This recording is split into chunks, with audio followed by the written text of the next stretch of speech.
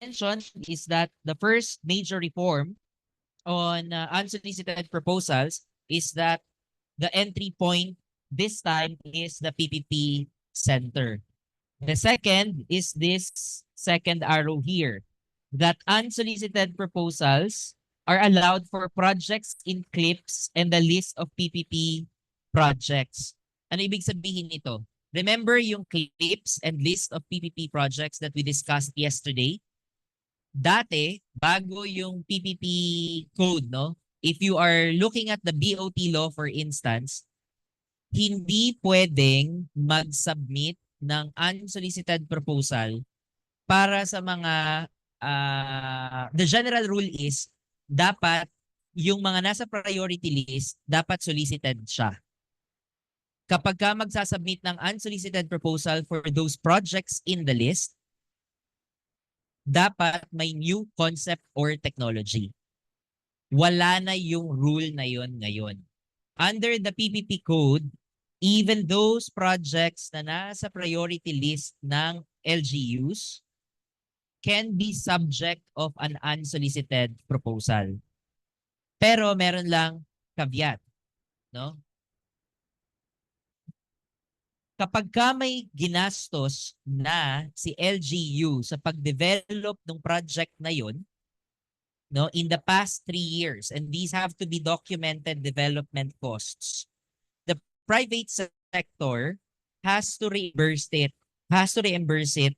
later on, no? Kailangan mababalik para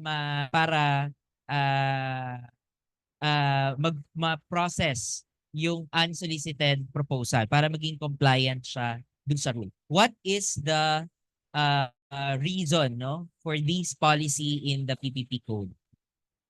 Una, our legislators recognize that not all infrastructure projects of government entities, LGUs included, can be done by the LGU itself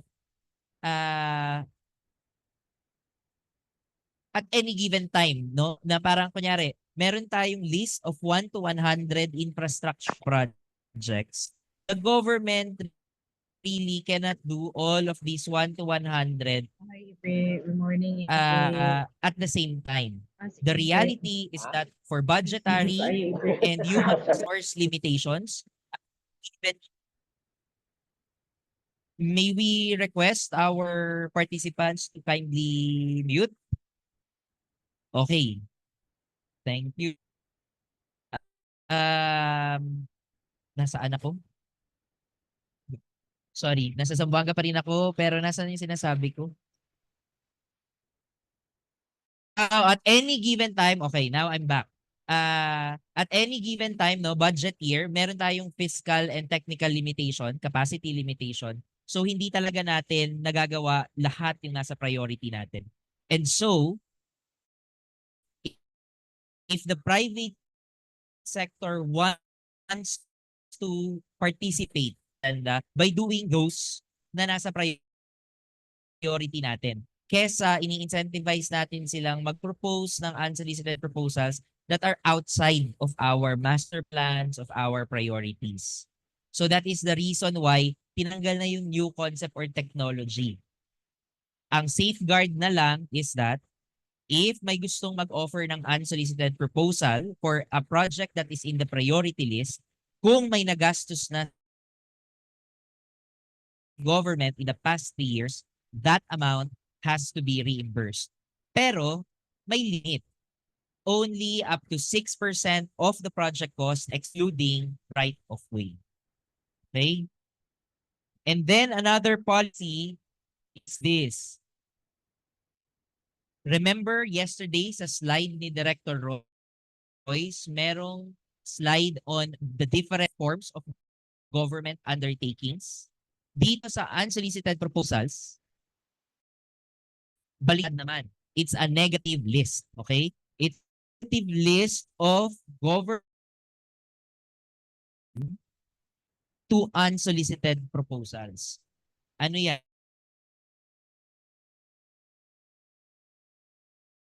DGF or subsidy, payment of road costs, performance undertaking, i-highlight dito, 3 things. First one, if you notice, almost all of the terms are capitalized. This is because each one of them are defined. No, they are legally defined. So, the definition of each one to know whether that undertaking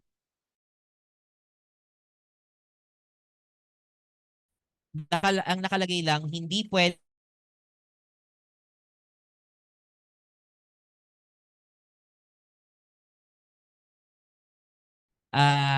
so nagiging arbitrary whether an undertaking can fall under these 3 terms. Under the PPP Code, these terms have been defined, so we just need to look at them and see whether mag-a-apply itong rule na ito or hindi. So that's the first one. The second one is that itong 2 bullets sa baba. Items 2 and 10, that's payment of row-related costs and contribution of assets and properties and rights. In general, hindi siya pwede sa unsolicited proposal. Maliban na lang kung makaka-receive ng compensation ang government for that LGU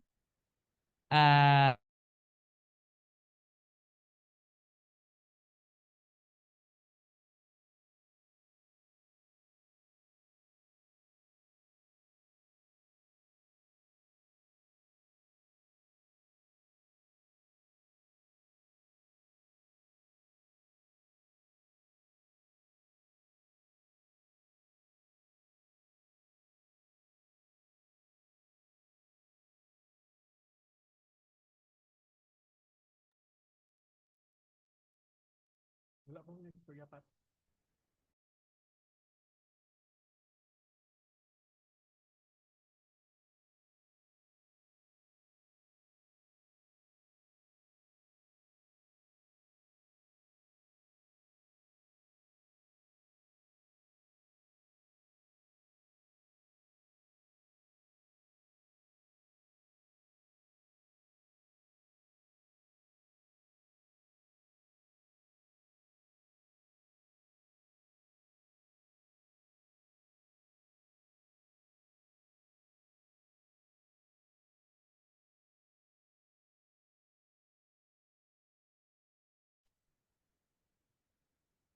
can the LGU grant an RPT exemption for an unsolicited PPP?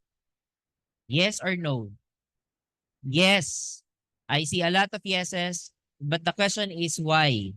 Kasi yung granting of yung power naman ng LGU to grant RPT exemptions, nasa batas na yan dati pa. And it's not specific to a PPP project. It was not created, no? Solely for one PPP project. And so it does not fall under item 4. On the other hand, the question is, can the LGU give, no? Or can the Sanggunian legislate, no?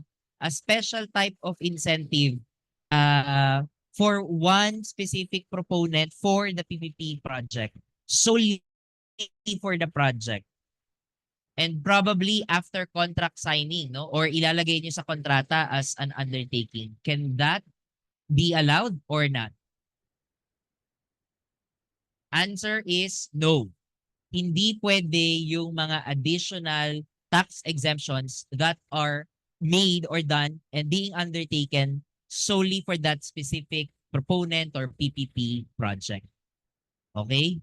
So I hope that differentiation is clear, no? But all those incentives, kunyari, tax holidays ng LGU, these are part of your local anong tawag doon? Investment code, 'di ba? So dahil existing na 'yan even prior to the PPP project, you can grant those, no? So I hope that is clear. Okay, another policy is on government undertakings, no? For joint venture, equity contribution of the government shall be subject to fair valuation. No? The third party valuation shall be given by a third party appraiser who should be SEC accredited, as in Securities and Exchange Commission. So, nasa website naman nila yan kung sino yung mga pwedeng yan. And then, payment, no, of right of way usufruct shall also be subject to fair valuation. Bakit? Kasi yung sinabi natin kanina, for an unsolicited proposal, pwede silang ibigay subject to commensurate compensation. Okay? Okay, now let's go through. So those are the general policies.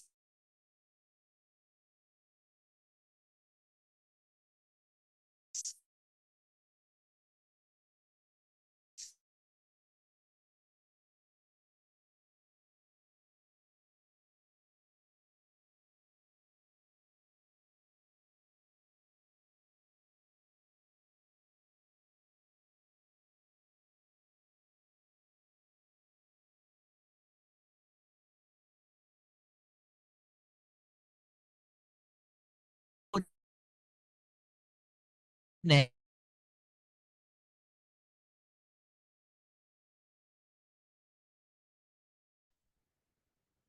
economic model, financial model, completeness check forms.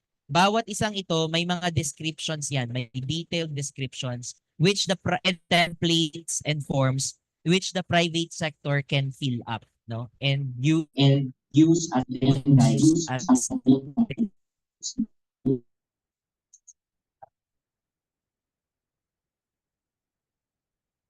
okay, ako yun, no? Tapos, ito na naman ako. Nawala na naman ako. Ano nga pinag-usapan natin?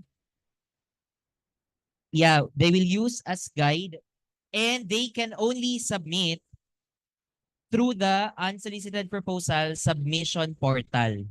So, hard copy submissions are not allowed. I mean, they can do it, but when they go to the office, we will return it to them and advise them that they should upload it via the unsolicited proposal online portal. Okay? So, digital na po tayo.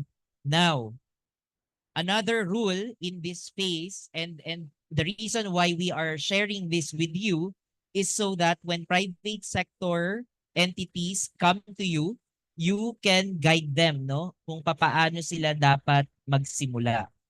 So, ang tanong normally ng private sector, nakita ko yung checklist ng unsolicited proposal. Ang dami, binasa ko na, pero may mga tanong ako. Sinong pwedeng pagtanungan?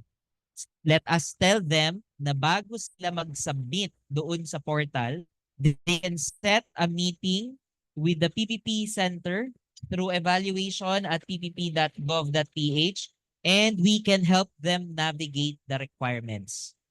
Okay? This is to ensure na hopefully when they click the submit button, complete ang kanilang requirements. And why is that? Sorry, two things, no? The first one is that supplemental submissions is not allowed. Kahit na isang information or data lang ang hindi maisama, hindi matatag na yon as incomplete, which means it cannot proceed to the next step. Bakit ganun kahigpit? Because, oh by the way, this is the unsolicited proposal portal, submission portal. So may mga links dyan, no, where they will be uploading the files, no. They cannot click the submit button unless all of the fields have been accomplished. Pwede nilang pekein, maglalagay sila ng blank document para maklik yung submit, but when we validate it, matatag yun as incomplete. Sabi natin kanina, bawal ang supplemental submission. Bakit may ganong rule? because under the law, the PPP Center only has 10 calendar days to do the review of all the documents submitted for two things: to determine completeness and the appropriate approving body for the proposed project.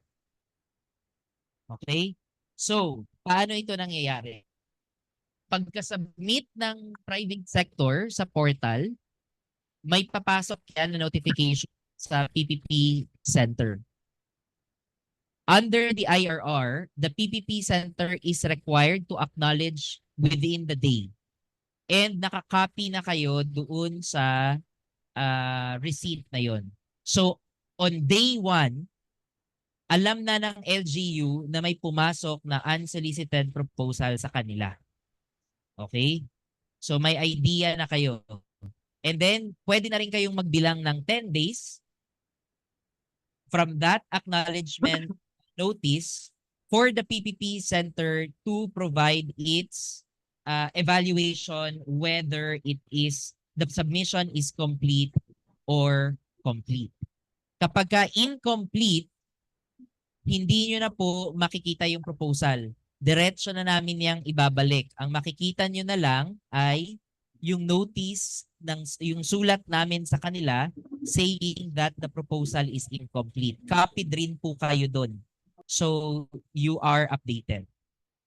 Now, kung kumpleto, kami ay susulat sa inyo saying that the proposal is complete. No? May endorsement kaming ipapadala sa inyo and a set of instructions on what to do next, which we will discuss today. But just to emphasize, doon sa endorsement namin, dalawa ang makikita nyo. Una, sinasabi namin na kompleto yung submission. Pangalawa, anong tawag dito? Kung sino yung appropriate approving body nung proposed unsolicited proposal. And then, anong gagawin nyo? Pagkadating sa inyo ng notice ng PPP Center, you have 10 days. Okay? By the way, yung counting natin ng 10 calendar days under the law, under the IRR, kasama ang weekends and holidays. Ang may excuse lang is kapag tumama on the 10th day, kung tumama yung deadline, yung 10th day, sa weekend or holiday, in which case, it will be moved to the next working day. But when you count the 10 days, you include Saturdays, Sundays, and holidays. Okay, so unfortunately, that's very tricky, no? But again, you go back to the principle, we want to streamline kasi talaga the process. And that starts with the PPP Center, no? Yung 10 days na yan. And then what happens next? So sabi natin, after nung 10 days namin, may 10 days kayo as LGU. What is that decision? The first 10 days is to determine whether you want to proceed with the detailed evaluation or reject the proposal and not review it at all. Okay? May mga lumaki yung mata. Two things. One, yes, pwede pong hindi nyo na i-review. Okay? Before, problema ito. Akala ng mga LGUs or mga government agencies kapag may nagpasa ng unsolicited proposal, they are compelled to entertain and to proceed with the proposal. Nilinaw na po natin yan sa PPP Code and its IRR. Ang sabi doon, if the proposed project is not aligned with your development plans, no? Makikita nyo naman, 'di ba, sa title pa lang. Or may bine-develop na kayong project via solicited or kayo na, ongoing na ginagawa ninyo at ayaw nyo nang magpaabala sa isang unsolicited proposal, then you can reject within 10 calendar days. You just have to state your reason in writing. Okay? Now, if you want to proceed, no? or interesado kayo dun sa project, within that 10 days na meron sa inyo, you have to officially write and notify the private proponent para alam nila na pupunta na kayo sa anong tawag dito, sa next phase. That is yung detailed evaluation of an unsolicited proposal, which will be 90 calendar days. A few things I want to highlight. Una, ang tanong dito, lagi naming naririnig to, 10 days para mag-decide kung magpo-proceed kami or ire-reject. Masyadong maiksi yung oras. Kailangan namin ng detalyadong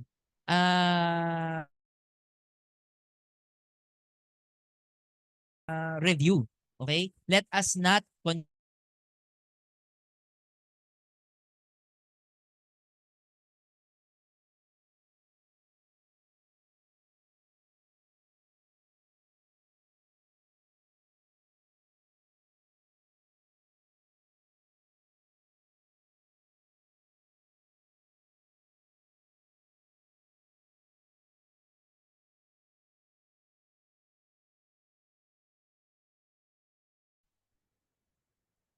I am interested and I will proceed to the 90-day detailed evaluation phase. So may early signaling tayo. You are not expected to do a thorough review in the first 10 days. It's meant to give the private sector a signal. Whether may proyekto bang pwedeng mangyari or you're not interested at all. Okay? So I hope that is clear. Second, bakit hindi na lang dumiretso agad sa detailed evaluation para mas mabilis? The law did not provide any minimum. If you're really interested about the project and you want to proceed, kahit pagka-receive nyo ng 10-day period, you can issue the letter and say, we will proceed to the detailed evaluation design. Which means, you've saved 9 days already in the process. Which brings me to my third point. Lahat ng timelines na maririnig natin today, karamihan dyan maximum except for 2 things which I will note later. At dahil maximum silang lahat, wala silang maximum silang lahat, ibig sabihin you can take a shorter time, no? Than that maximum period. We've received comments na, naku, binasa namin yung PPP Code. Sobrang haba ng mga timelines. More than 1 year bago kami makagawa ng isang PPP contract. Yun po ay super duper maximum timelines ang tinignan nyo. Kasi yun yung nakalagay sa batas, no?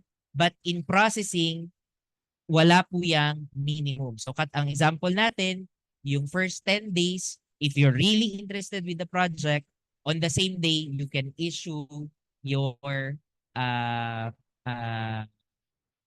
decision to proceed to detailed evaluation. In the same manner, yung detailed evaluation, within 90 calendar days yung maximum. Ngayon, I understand, and this has come to our attention, some projects are not that big and not that complex. And LGUs have their own PPP. Some LGUs have their own PPP units na nakatutok doon sa mga smaller scale projects na ito. So in those cases, you don't need to spend the entire 90 calendar days. You can do that in a shorter span of time. Okay? So I hope this addresses the concerns of all those LGUs who raised concern na mahaba yung 90 calendar day period. Now, for more complex PPP projects, then yes, meron pa kayo, may 90 calendar days kayo, no? At ang problema na narinig na namin, no, in the course of implementing this law and IRR, detailed review namin within 90 days. Pero meron kaming mga terms na kailangan naming linawin pa sa kanila at hindi ko alam kung gusto kong padagdagan or pabawasan. Pwede ba namin gawin yon in the 90-day detailed evaluation period? This is not the stage where these types of activity is intended, no? Because you do that during the negotiation phase, which is the next step. If after the 90-day review period, no, yung detailed evaluation ninyo, ang decision niyo ay interesado ko nung una pero nung ni-review ko na ng detailed, ang pangit nung terms, sa tingin ko hindi tayo panalo dito. You can still reject the proposal. You just have to write to the proponent and state your reason for the rejection. Okay? Now, if after the detailed evaluation you wish to proceed, no? Pero meron nga kayong mga items na gusto pang liwanagin, doon yan gagawin sa negotiation with the private proponent, which is the next phase. Dito, meron tayong minimum. Okay? May minimum timeline tayo. 30 calendar days. Okay? Minimum of 30 calendar days, maximum of 80 calendar days, yung negotiation phase. If masyadong complex ang project, may mga hindi pa na pagkakasunduan within the 80 days na period, both parties, which means dapat pumayag din pati yung private proponent, may agree to extend but only to a maximum of 150 calendar days. Okay? By the way, may I recognize our Executive Director, Undersecretary Cynthia Hernandez. Fresh from Manila, literal. Very early flight. Hi, Edie. So, going back, nasa negotiation phase tayo, no? Both parties can agree to extend but only up to a maximum of 150. Okay, tanong na lagi naming naririnig dito. Yung 150 ba ay 80 plus 150? Hindi po. 80 plus, basta hanggang 150 lang. Kasama na yung 30 and 80. Hindi ako magaling sa math eh. 70.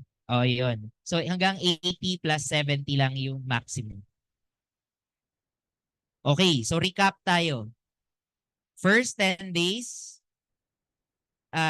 checklist ng PPP Center. Second 10 days, decision whether to proceed or reject ng implementing agency. If you want to proceed, the third step is detailed evaluation, maximum of 90 calendar days. And then, kung talagang gusto nyo pa rin tumuloy, magne-negotiation na kayo,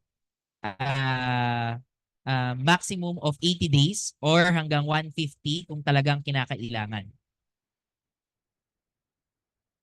It's clear so far? Kasi I'll now get into some of the details. So, balik ako dito sa detailed evaluation phase, no? Paano kung may nag-submit, 'di ba, 10 days nagre-review yung PPP Center ng completeness check at alam nyo na from day 1.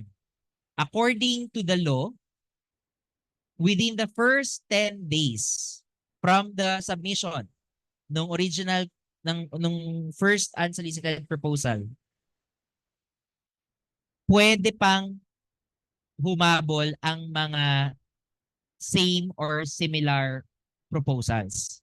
Pwedeng katulad na project, no? So kung kunyari ito ay hemodialysis center for LGUs. Nag-submit today. Within the next 10 days, while we're doing the completeness check, 3 days after may nag-submit, hemodialysis center, ibang private proponent, hemodialysis center of LGUs. Pwede pa bang tanggapin? Sa old rules natin, before the PPP Code, hindi na pwede kasi may first in time approach. Okay? I see heads nodding. So familiar tayo doon. Pero wala na po yung rule na yon.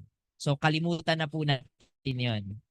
According to the law, within 10 days, pwedeng ma-entertain yung similar, kailangan i-entertain yung similar proposal. At i-completeness check pa rin namin sila. Okay?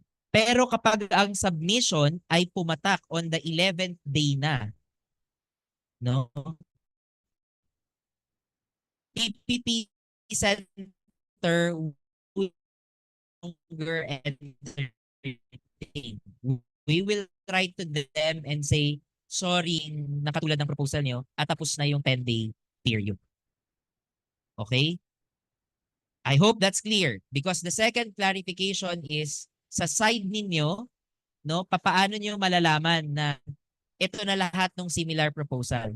Remember, the latest submission could be or will be on the 10th day of the 10th day from the first submission. So, kapag may similar proposal, yung inyong detailed evaluation, yung detailed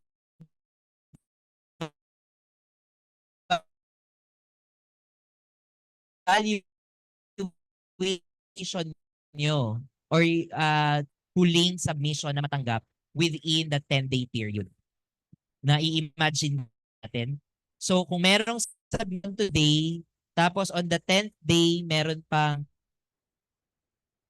new submission, may 90 days pa kayo to review. Ang deadline nyo to decide kung saan sa mga similar proposals ang pipiliin yung mag-proceed ay yung dulo na 90 days nung last submission.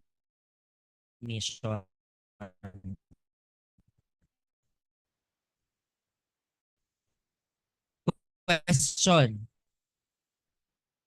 Anong sabi mong mamimili? At the end of the detailed evaluation phase, kailangan mamili ng LGU kung sino doon sa similar proposal ang most advantageous that you want to bring to the next phase. Okay? So, may guidance, may policy guidance in the IRR kung papaano gagawin ang assessment na ito. Pwede tignan yung economic viability, yung benefits na binigay, pinopropose nung similar project. Pero ang authority ay nasa inyo, no, na pumili. The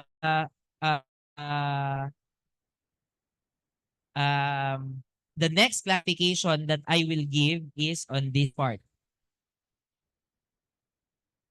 Anong gagawin namin din sa 90 days? Paano ba namin yan re-reviewin? Hindi naman namin alam. So the IRR has given policy guidance as well kung ano ang mga dapat nating tinitignan. So mag-sample lang tayo, no? Dapat pa rin i-validate kung may absence of prohibited government undertakings and availability payments. Okay, that is part of the due diligence during the detailed evaluation review. Question na narinig namin, bakit pa namin gagawin yan? Eh dumaan na yan sa PPP Center. Di ba dapat chinek nyo na yan? Huwag po nating kalimutan na completeness check lang po ang ginawa ng PPP Center. And that is only for 10 days maximum, kasama weekends. So hindi po detailed review iyon, but a completeness check in form and in substance.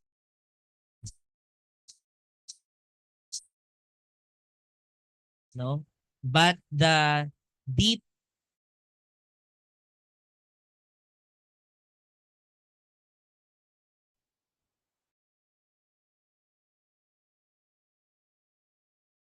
sa endorsement na ipapadala namin sa inyo kapag complete yung proposal, may last part ng letter doon na nakalagay, kung kayo po ay kailangan ng tulong sa paggawa ng detailed evaluation, you can contact this person. So that may group na mag-a-assist sa inyo to guide you in the detailed evaluation. Okay? At uulitin ko, yung question natin kahapon, di ba? Does the PPP Center need to comment on the proposal before the LGU can proceed to the next phase? The answer is no. It is not a requirement. We are offering our service if you want us to help you. But it is not a requirement. No? Uh,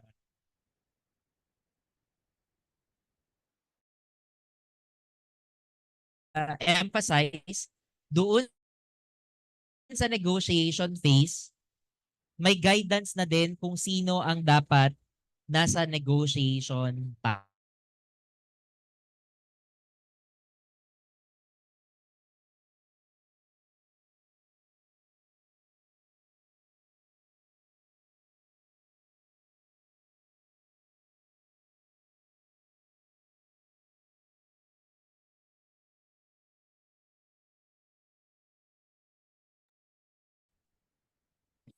Last part,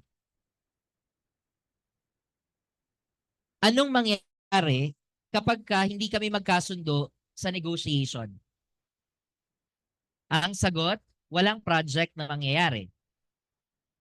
You need to declare a failure of bidding and then put it in writing. Ay, sorry. Not failure of bidding. Failure of negotiation and then state your reason. No? Now, if the negotiation is successful, again, maximum yung 80 days and 150. Kung kaya niyong magkasundo in 45 days, you can issue the successful negotiation, doon nyo na rin i-grant yung original proponent status. Record the PPP. Many LGUs gave the original proponent status sa simula. Pagka-submit pa lang, may original proponent status na sila. So, ang hirap ng negotiate. No? Now, the law has a better leverage. So, unless there is a successful negotiation,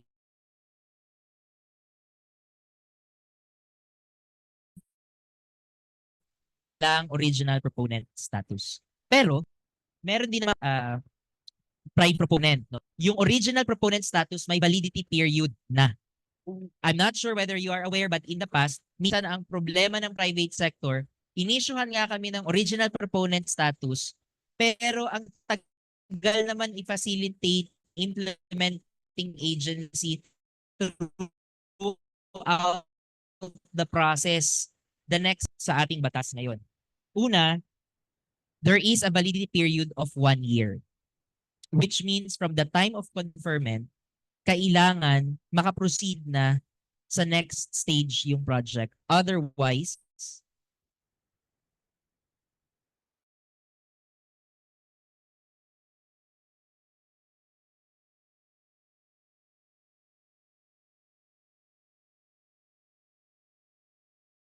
okay? So, both parties, the government and the private sector, are incentivized to process the project faster so that it could reach the next phase. Question, pwede bang ma-revoke yung original proponent status? The answer is yes. If at any given time may nakita kayo that the facts disclosed are incomplete, incorrect, misleading, etc., etc., or may nakita kayong violation under the code and the IRR, or biglang nag-iba na yung kausap nyo, hindi na yung private sector na unang nakausap nyo, then that can be a ground for a revocation of their original proponent status. Okay? And that ends the development phase for unsolicited proposal. So, recap uli, bago tayo mag-Q&A. First, PPP Center completeness check, and then decision by the LGU whether to proceed or reject, 10 days. And then if you want to proceed, detailed evaluation design, for 90 calendar days max. And then negotiation, maximum of 80, 150 kung kailangan talaga. And then issue the original proponent status. At this point, no, meron na kayong negotiated parameters, terms, and conditions na ready nang umakyat sa approval process. Okay? So, let's pause for a moment and entertain some questions so far sa development phase.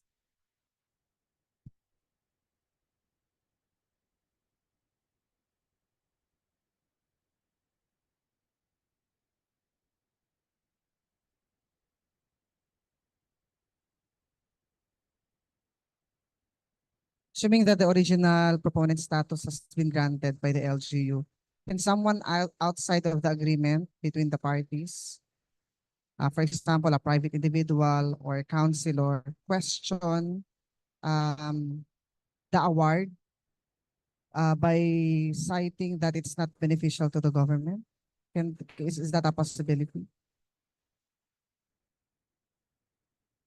So there is no provision in the law that provides for those instances. But I understand in the legal world, nothing stops anyone from filing to the courts, no?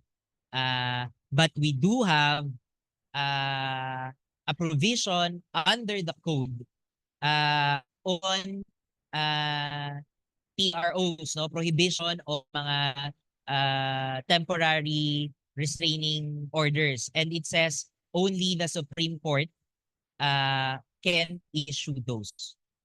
So how do we, the short answer would be, you cannot stop anyone from filing that, but we have safeguards under the law to hopefully not cause the delay of the project. Except when it is the Supreme Court. Follow-up question. Assuming that there are competing proposals, can the competing proposal or proponent question the award of the original status? No, the law is clear. Yon, explicit ito sa batas. That the authority to select is within the power of the implementing agency or the LGU, and that their decision is going to be final. So it's not subject for anong tawag dito? Anong tawag doon? Motion for reconsideration or appeal. So when you mean by the LGU, does it mean the local chief executive or where it has to have the concurrence of the Sanggunian? No, it's the local chief executive. Okay, just to be clear. At this point, remember, we are still at the development phase. Sanggunian is in the approval stage.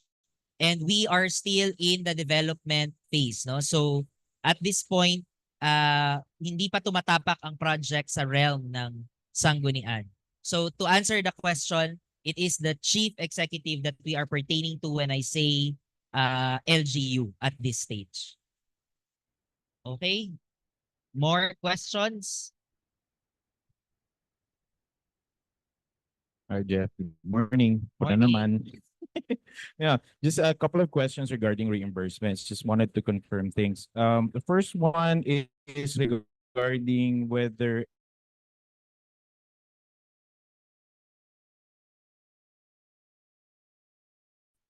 PMF funded project can be yung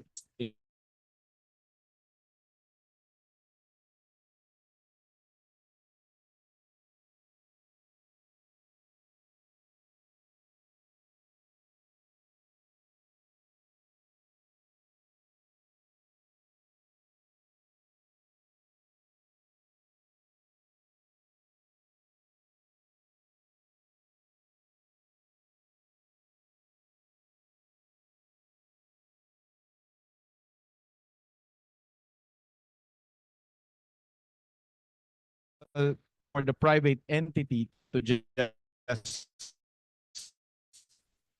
parang arborin yung FS that was done by the government entity and make it part of his submission for the unsolicited proposal. Thank you. Okay, so let's take it one by one. Yung una, nakalimutan ko na. Sorry. Ano ba yung first? PDMF. Kung pwede ba, kung kasama ba dun sa i-reimburse. Medyo tricky. Okay. The general answer is yes. That amount has, because PDMF is a development cost. Now, I think ang nuance niyan ay nasa stage yung project when the submission was made, no? Kasi remember, our process sa PDMF, let's just simplify it. Ang sagot niyan ay the details will be in the PDMF contract that the implementing agency and the PPP center will sign. But the idea is, of course, babalik yun sa PDMF because that's not the LGU's money to begin with. So it has to go back to the fund, no? But I understand meron yang mga baka booking accounting concerns na baka papasok muna sa LGU kasi it's the LGU who will have to reimburse. So those kinds of details are in the contracts na and existing guidelines. Second question is, when and who will do the reimbursement? That's a very good question. Kanina ang ginamit ko at a later time kung napansin nyo, no? Because hindi siya upfront. The reimbursement will be done by the winning bidder. So, kung ang nanalo sa dulo nitong proseso na pag-uusapan natin this morning is the original proponent, then siya ang magre-reimburse. Pero kung matalo siya dahil hindi niya ma-match, which we will discuss later, yung challenger ang magbabayad ng reimbursement. Okay? So, I hope that is clear. And then, yung third question, pwede bang kunin na lang ng private sector yung feasibility study na meron yung LGU? And then, ako nagagawa nung iba, tapos isasubmit niya as unsolicited proposals. I would answer it this way. Una sa lahat, red flag yan. You might want to ask yourselves kung gusto nyo bang makipag-partner sa isang private sector who claims that they can do a project pero yung feasibility study will be dependent from you. So the thing is, I am answering it this way because legally, if you look at the entire law and the IRR, there is no prohibition there and you can do it offline. That's the reality of it. But what I could advise LGUs is to think twice. Okay? To think twice. You do not want that kind of behavior. Una sa lahat, paano sila makakapag-submit ng proposal, economic model, financial model, kung hindi sila yung gumawa ng feasibility studies? Meaning, all of the assumptions made, all of the references ng feasibility studies, they have practically no idea. Why would you trust public service to these kinds of private proponent? So, please. Okay? So, but thank you for that question. Okay, parang may mga sumimangot Parang merong mga... Sige, hanggang doon na lang muna. Gusto ko pa po ng trabaho. More questions po from our on-site participants.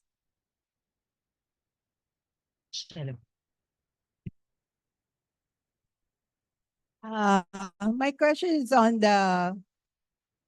yung first 10 days of the unsolicited checklist.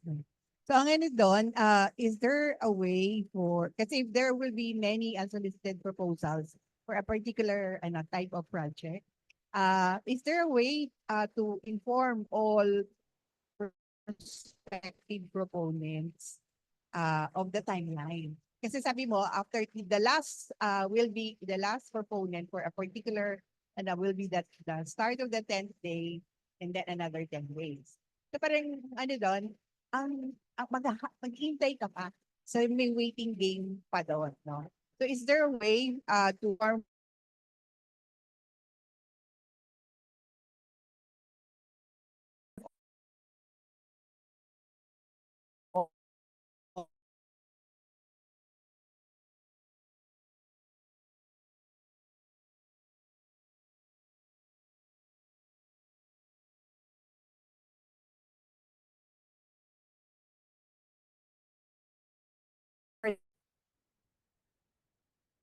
Good set of questions again.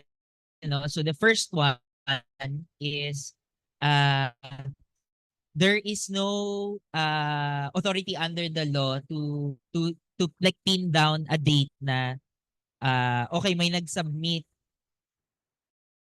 to this point. So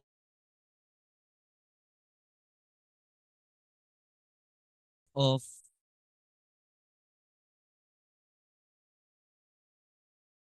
a first day of a proposal. Well, I think practically ang the way we are addressing it now, as soon as we receive kasi and man-notify, no, in the PPP Center's website, and we've looked at the behavior of the private sector also. They check it eh.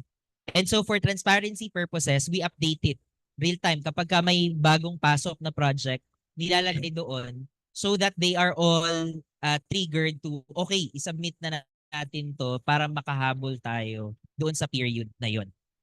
So that's one.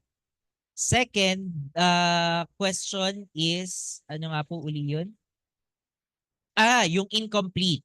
Okay. The short answer is yes. If may incomplete na submission, there is a rule na 3-strike rule kung tawagin. Okay? Pwede silang mag-resubmit, but each time na magsasubmit sila, na-refresh yung 10-day completeness check.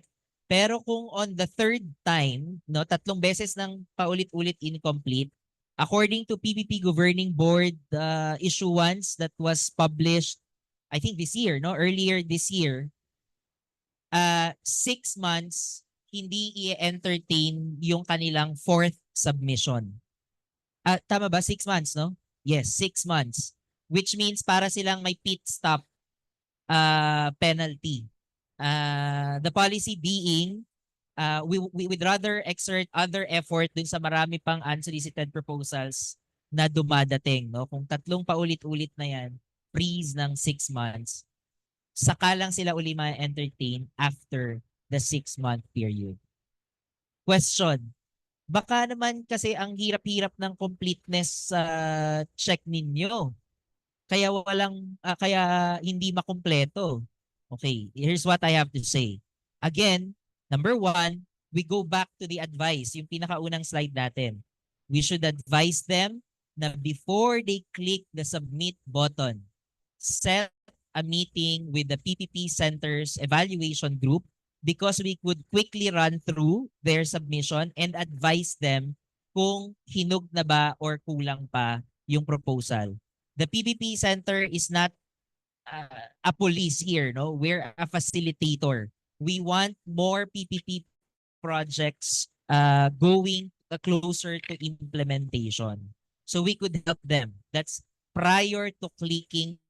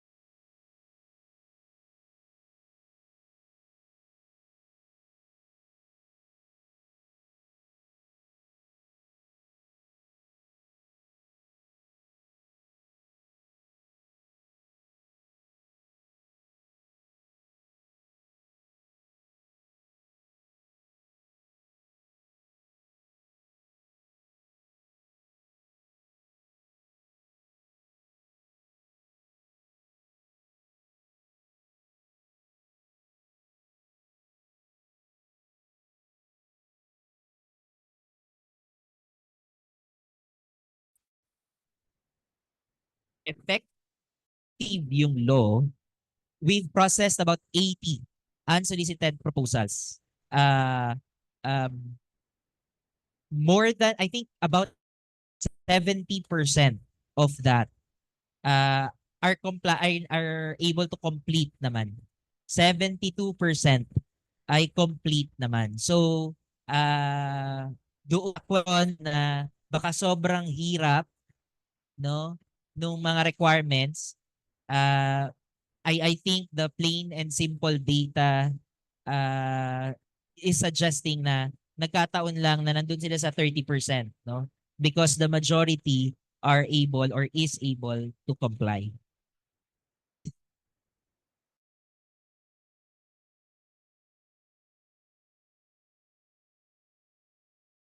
You mentioned earlier.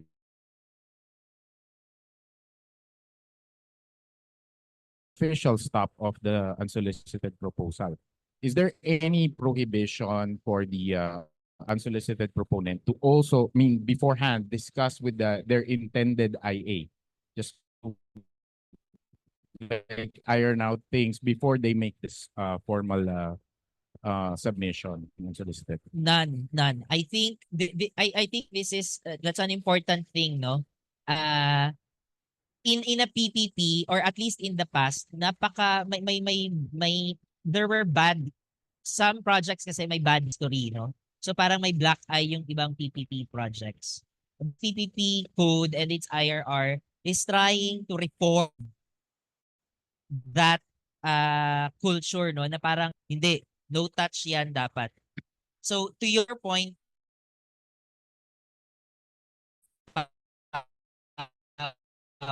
the private the,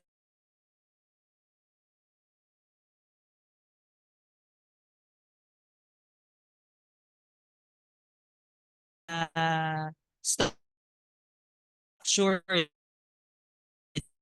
there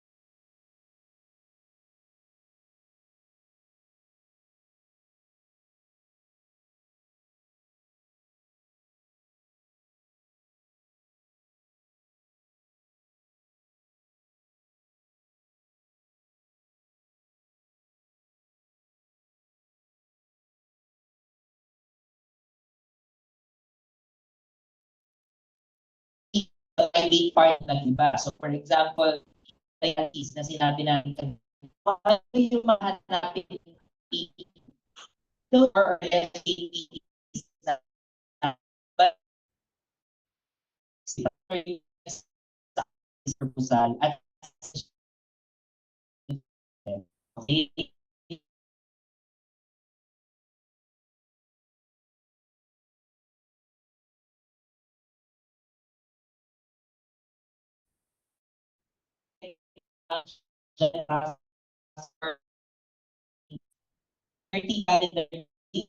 Confirmation kung ba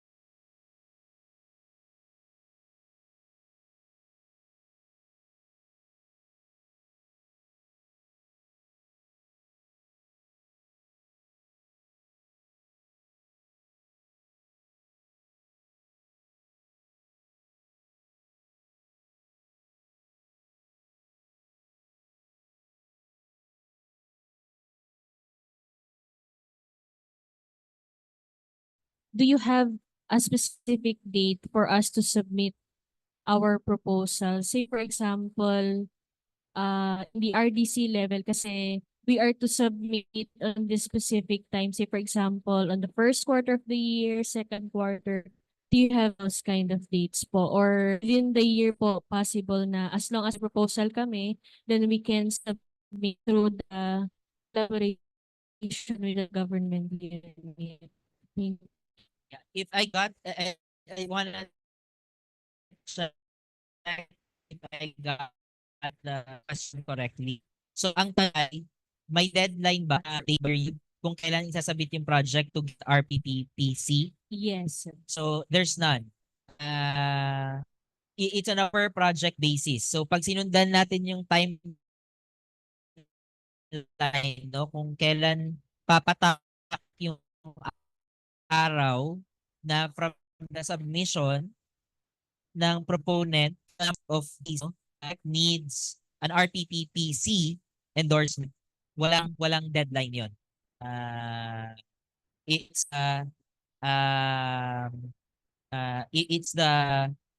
it's based on the project and how fast the players are in those processes. Okay, sir. Follow-up question. Say for example, if the project will be commencing on the next calendar year, will still be added or as is po yung submission and approval if ever na granted po siya. Kasi in our state universities, we often submit a proposal that will be Ma'am, commencing. sorry to cut you off. You mean local, not state university? Kasi Yes, in SUC collaboration. is not, is a national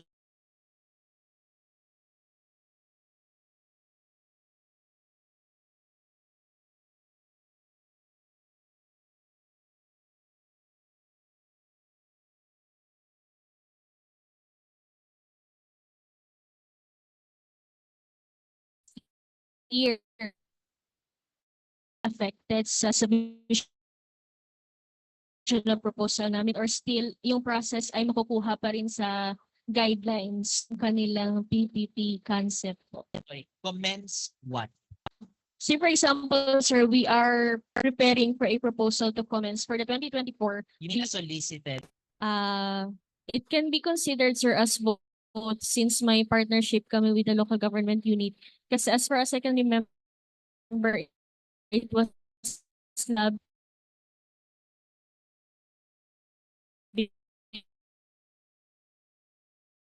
through a congressional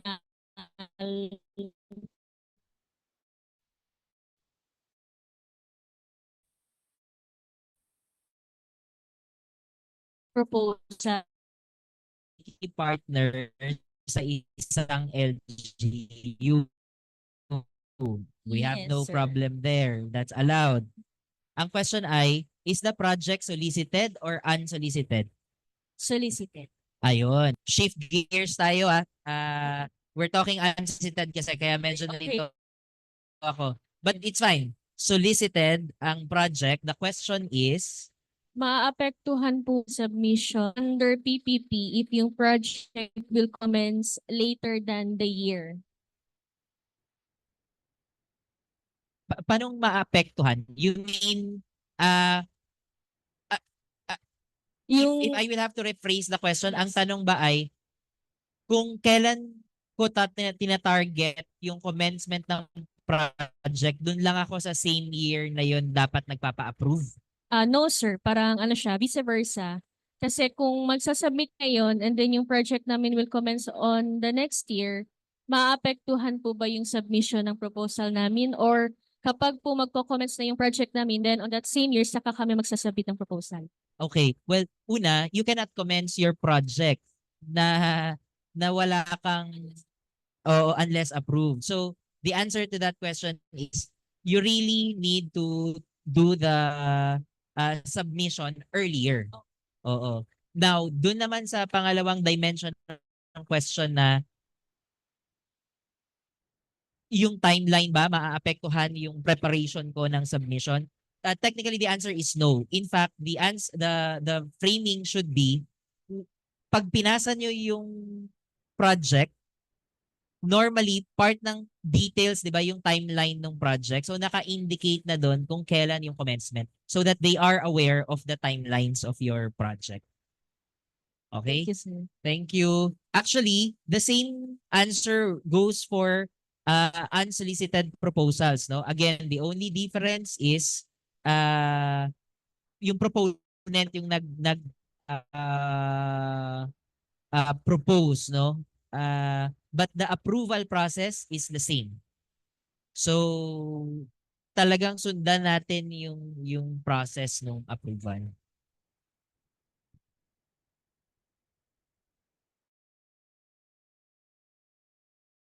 Unsolicited, klaro naman siguro na malalaman ng PPP Center kung nag-act or hindi LGU within 120 days.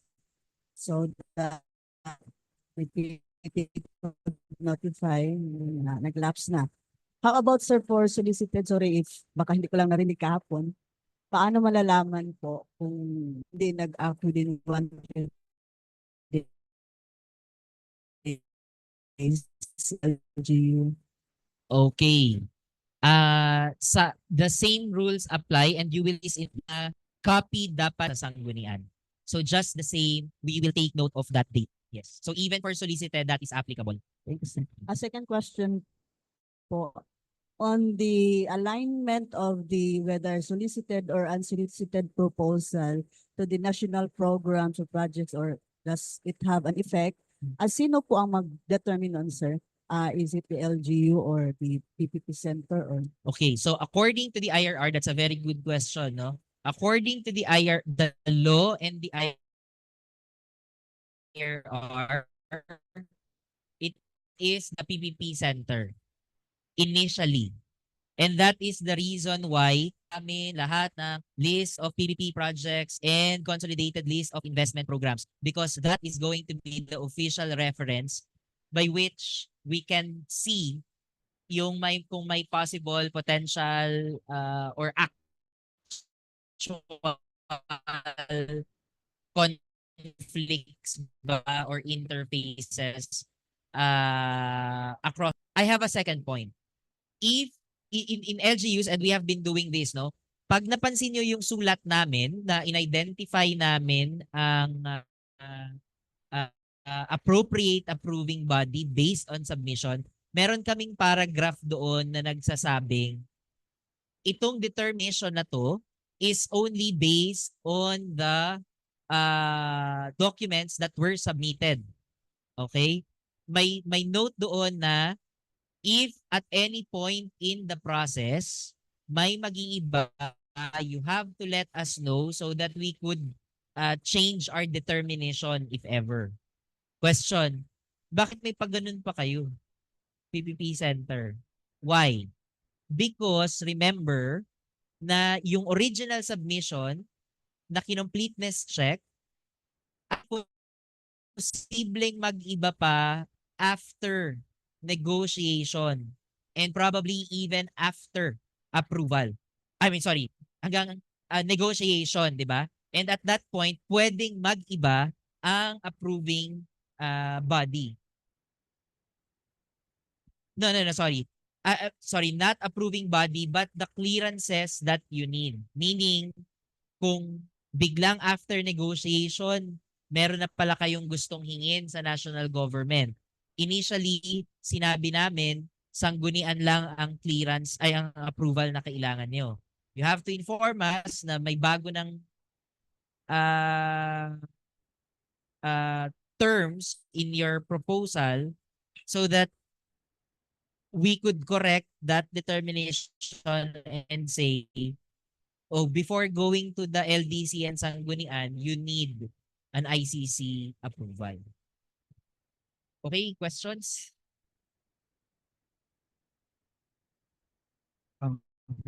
Good morning, everyone. Good morning, sir. Morning. I would like to ask in the case of, ongoing po yung sa Jensen po na nasa already recently na-approve po yung one project. What if po yung project is na-approve but na-approve ng Sangguniang Panglungsod but incomplete po yung mga documents? The question is, incomplete po yung documents but na-approve ng sanggunian, then probably hindi po siya mag-proceed to the procurement stage since incomplete po siya as per the center, the PPP center. So the executive will comply those documents na lacking documents. So the question is there a legal consequence of additional submission to the sanggunian po? Since for example, will this be considered as substantial defect that would invalidate the previous approval of the council? And the second question is whether the approval of the sanggunian cured the lacking documents. Okay. Uunahin ko na yung last part. Does the approval of the sanggunian cure the incomplete documents? The answer is obviously no. Now, before I answer Jensen's concern, I'd like to answer in general terms muna, the one that is applicable to all projects. Recall that completeness check of the PPP Center is required for all those new unsolicited proposals submitted after the code became effective on December 23. Okay? That's one. Second, the transitory provision of the law and the IRR says all actions done prior to December 23 are valid. If you zoom in sa detalye noon, may mga LGU projects na hindi pa na-aprubahan pero nakapag-issue na ng original proponent status, may acceptance na on the part of LGU. Question is, ano ang mangyayari dun sa projects na yon? According to the transitory provision, they can proceed to negotiation, finalize the negotiation without losing, and then if successful, they can just reconfirm the original proponent status, and prior to submitting to the approval at the approving body, that is the sanggunian, and another phase, kasi again, ang dulo ng ating development phase ay yung the moment before ka sumampa sa sanggunian. Bago ka sumampa sa next phase, i-complete nyo lang yung documents as required under the rules. Not to be checked by the PPP Center, but for purposes of making sure na maisubmit nyo yung complete information na kailangan ng sanggunian para ma-assess nila yung project. So, I hope that is clear. Yung completeness of requirements na pinag-uusapan natin for these types of projects, meaning na-accept na nasa kalagitnaan ng processing prior to December 23. You don't need to go back to step 1 of PPP Center's 10-day completeness check. You proceed and finalize all the way to the last step of preparing your submissions to the sanggunian. But make sure, LGU, the Chief Executive, make sure na kumpleto yung documents na ipapasa sa next phase. Okay? So, wala nang hindi PPP Center 10-day rule yung nag-a-apply sa part na ito. Okay. I now go specifically to Jensen's concern. My understanding is the partnership, medyo may nuance kasi yan, no? The partnership goes between Jensen and the PPP Center, go the enactment of the PPP Code, no? The letter that was sent notifying the observation ng incomplete submission is not for the PPP Center's completeness check, but for purposes of reminding you in preparation for your submission to Sanggunian. So I hope that that is clear, no? And so now na nagpasa nandun ang document sa Sanggunian at kung may incomplete siya, nag-act sila, the PPP Center or anyone, no, cannot do anything about it unless i-challenge yan legally or sa mga audits in the future by say COA or anyone else. So I hope that's clear, but it does not cure, no? It's just will show later on sa documentation na an approval was made with some of the lacking documents. But I understand that it's being fixed already, no? I think the coordination among the parties involved are ongoing. Okay, I hope that's clear. Do you have more questions?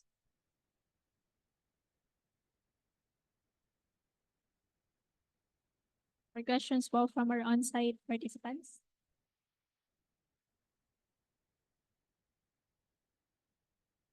I think there's none. Okay. Then let's go to the procurement phase. Dahil meron na tayong approved PPP project bago mag-launch, ready na tayong mag-proceed sa procurement stage. Sabi natin sa solicited, ang procurement stage is in the form of bidding. Sa unsolicited proposal, ang tawag sa batas at sa IRR, comparative challenge process. What is the comparative challenge process? Ano yung gagawin? Una, dapat may PBAC na ang LGU. Ang PBAC ang in charge sa procurement process ng PPP projects. Anong gagawin? From the approval of the Sanggunian, they are required to notify you within 10 calendar days. So kung today yung meeting, dapat in the next 10 days, makapagsulat na sila sa inyo, mag-issue sila ng decision nila. Because that is going to be the trigger for the PBAC to conduct these activities. Ano yung una?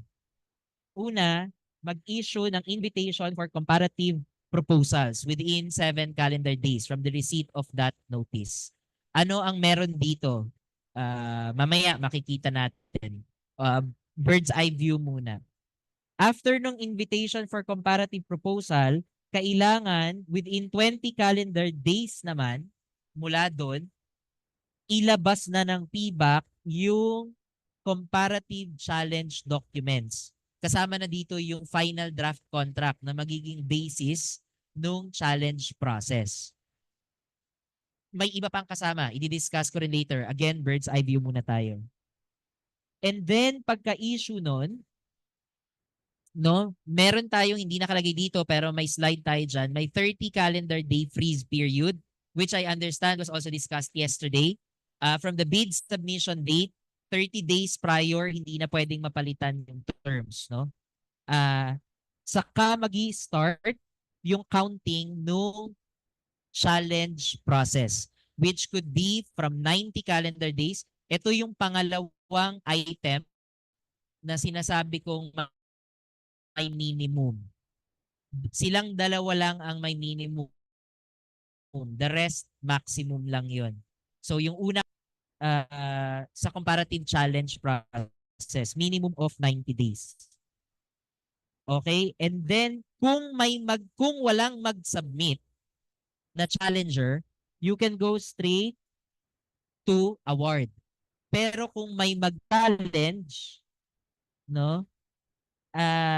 May 45 calendar days ang PBAC para i-review, i-check kung tama ba yung documents, etc., etc.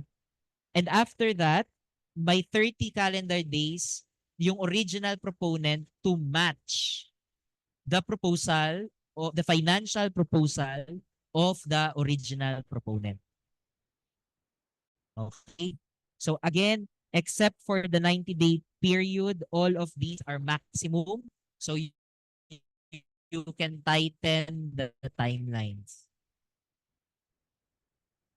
Okay, meron na rin to kahapon. This is the same, yung single stage and two-stage process. Walang nag-iba dito. This is just a review. LGUs may opt for a single stage or a two-stage bidding process so long as nakadeclare yan sa inyong bid instructions, no? Procurement instructions. Some more rules, no? Guidance for the PBAC. Una, yung evaluation criteria na ilalabas natin sa challenger or gagamitin natin sa challenger should be the same criteria na ginamit natin sa original proponent. The principle is pretty straightforward, di ba? Kung paano nyo mineasure yung original proponent, ganun nyo rin sila dapat i-measure technically, legally, and financially. The financial proposal of the original proponent is supposed to be disclosed, no?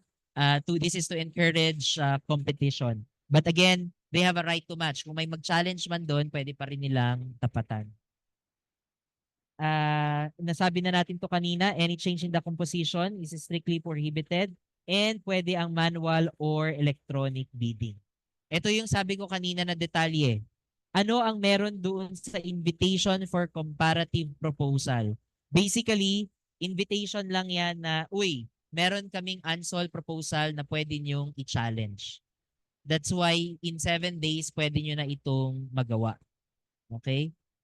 Yung 20 days naman ay itong mga to. Mas marami na. So sabi natin kanina yung draft PPP contracts, bid form.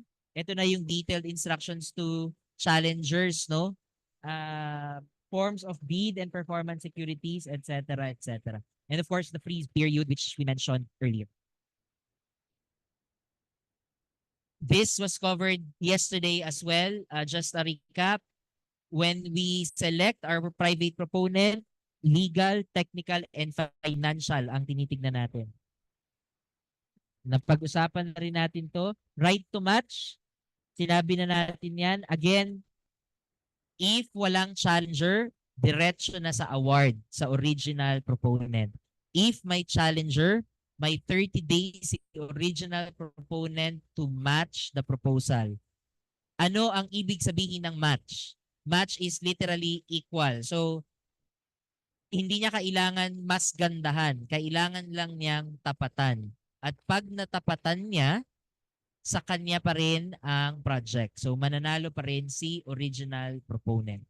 Okay?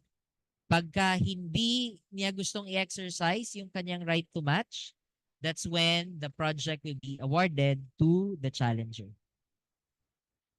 Review and the approval of contract. This was also discussed yesterday.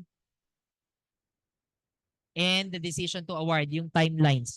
Basically, ang sinasabi lang ng slide na to ay you have about 20 to 30 days from the time of the notice of award, no? Para magkaroon ng executed PPP contract. Grounds of protest were also discussed. Pwede sa kahit anong part ng procurement process at ito yung mga grounds na posible. So long as all those protests should be resolved in the 45-day period. At ito yung process, feedback muna, motion for reconsideration, and then local chief executive. Both may timelines na applicable. Okay, ito ang gusto ko ma-highlight kasi bago to sa unsolicited proposal, no? Sabi natin, pag sa challenge process, pwedeng manalo ang original proponent, pwedeng manalo ang challenger. Kung manalo ang challenger, so in-award ninyo ang project kay challenger, nangyari yon dahil si original proponent hindi niya pinapatan. So anong ibig sabihin ito? Mag-a-award tayo, dapat pipirma tayo ng contract with the challenger. Eh paano kung for whatever reason, mag-back out si challenger? ayoko nang pirmahan or may nangyari sa akin, sorry, I cannot proceed with the project.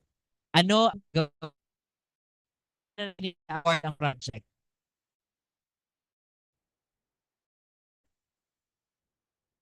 Original proponent para tanungin sila, gusto mo bang tapatan yung second messenger? Kasi kung tatapatan mo yung second kaping to match. Okay. You go down hanggang sa either ka na or mag-declare ng failure of bidding. Oh. Agad component kasi right to match pa. Okay, balik na rin natin. Ang nanalo si original proponent, meaning nag-match ka, in-exercise ng right match. But in the course of the process, biglang ayaw na niya pumirma ng kontrata. Kanino na natin i-award ang contract or kanino na tayo makikipagpirmahan? Kay best challenger. Okay? Biglang nagka-problema si best challenger. Babalik pa ba kayo kay original proponent? Hindi na. Kapag ka pinag-awardan ng PPP project ay si original proponent at may kaproblema siya sa pagpirma ng kontrata, it loses its right to match na. Okay? So, two different scenarios yun. Practical naman yan. Hindi yan mahirap i-memorize. Very practical. Ang idea ay may original proponent ka at may nag-challenge. So, si original proponent, lagi pa siyang may right to match. So, until ma-exercise niya ang kanyang right to match, nasa kanya pa yun. Okay? And then finally, implementation stage, required na po ang paggamit ng independent consultant. For smaller projects, hindi kailangan firm. Pwedeng isang expert lang in the industry or dun sa project could be an independent consultant. Project monitoring and contract management. This is just a requirement. No? The law says all executed PPP contracts, both before and after the PPP Code, should be published and submitted to the PPP Center. Meron din tayong hinihintay na PPP monitoring framework and protocols to be issued by the PPP Governing Board. In the meantime, meron pa sa PPP monitoring framework and protocols. But that will have to be updated to cover all of these things, no, na kailangan ma-monitor under the new law. And then, contract management plan, this is required for all PPP projects, no? Dapat may contract management plan ang implementing agency. We want to make sure na may plano tayo sa pag-implement and pag-ensure na kaya nating i-deliver ang ating mga obligations under the contract. Variation. Expansion or extension. Pwede po bang baguhin ang terms ng kontrata pagkatapos ng contract signing? The answer is yes, but subject to the rules under the PPP Code and its IRR. Okay? Sa LGU, hindi masyadong komplikado because simple lang siya. So long as approved ng inyong either head of agency, meaning si mayor, or the sanggunian. Bakit may or? Kapag ka ang pagbabago in the contract falls in any of these 5 items. No, itong nasa yellow box. Kapag ka ganito ang changes sa inyong kontrata after contract signing, you have to secure sanggunian's approval. Any other change not falling under these 5, si mayor na po or si Gov ang kailangang mag-approve. Okay? So, I hope that's clear. And then, one last set before we open the floor for questions. Grant of incentives, na pag-usapan naman natin kanina yung special rule, no? What I just want to highlight here is every taxable year, if may mga grinant kayong incentives, no, sa mga PPP projects, this includes projects of LGUs, or, you know, incentives given by LGUs to a national project, please submit those information to the PPP Center. Auditing of PPP projects, basically covered ang PPP contracts, no, under COA, subject to the existing audit, ano ang tawag doon? Audit manual. There ongoing discussion also on the amendment of funding by dyan, but hopefully not much change, no? And then administrative, civil, and penal sanction, napag-usapan na natin ito kahapon. Per act na in violation of the law, punishable by both imprisonment and fine. Contract termination needs to be included in your PPP contracts. And it has to be the last resort. Okay?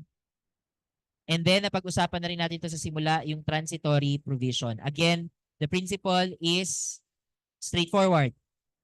All actions prior to December 23, valid, just proceed to the next phase. Rules of the law, code, and the IRR will apply doon sa next phase. And that's it.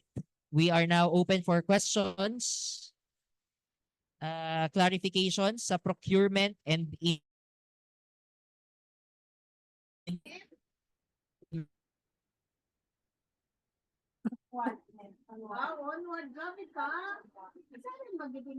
Audit of the PPP projects. May I know what is the coverage of the audit? Will it include investments coming from the private sector or only the government? yeah, there's an actual wording only insofar as, so keywords are compliance and performance audit ang ginagawa ng COA. They're not opening the books of the private proponent, no? Ang tinitignan nila, unless ang limit ay yung mga all revenues and receipts pertaining to or accruing to the private partner. Ay, sorry. Hindi yan. Wait. Ito. So all revenue, share, and or receipts pertaining to accruing to the IA or to the government derived from any PPP contract shall be subject to an examination or audit by COA for purposes of ensuring that such are fully and properly accounted for and remitted to the IA or the government. Keywords, yung mga remittances, no? So, kung may revenue share tayo, kung joint venture yan, so yung books, so as to determine whether we're getting the right share, yes, that is subject to COA. Pero kung wala ka namang revenue share or similar mechanisms na ganito, they cannot open the books of the private proponent. Okay, so I hope that's clear. Do you have more questions? More questions from on-site? Sir.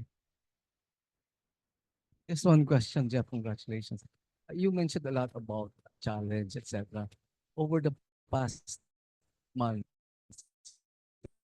have you seen how relatively new, but maybe you can give an example of what has happened of some LGUs and what projects, etc., etc. Sa LGUs, we have, I think, challenge process na ongoing pa lang, sir. Hindi pa nagko-conclude. Kasi if we look at the timelines natin, from December, talagang nasa stage pa tayo na hindi ka pa makakapag-close eh. Kasi minimum challenge process is 90 days. So that's 3 months already. Oh yes, 3 months already. So yung mga iba nag-ongoing negotiation pa. I guess my question really is, are there particular sectors that are vulnerable to challenges? Like, is it infra? You mentioned kanina about Yeah. dialysis, ganun. Are there any, I don't know, are any particular sectors quite vulnerable to this?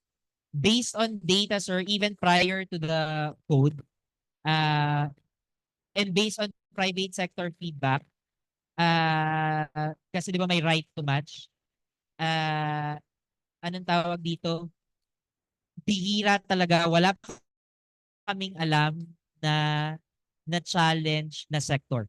What we have noted so far in the course of implementing, because of the 10-day period for the treatment nung similar proposal, doon kami nakakita na on health, hemodialysis, mga IT projects, ito yung easily replicable kasi.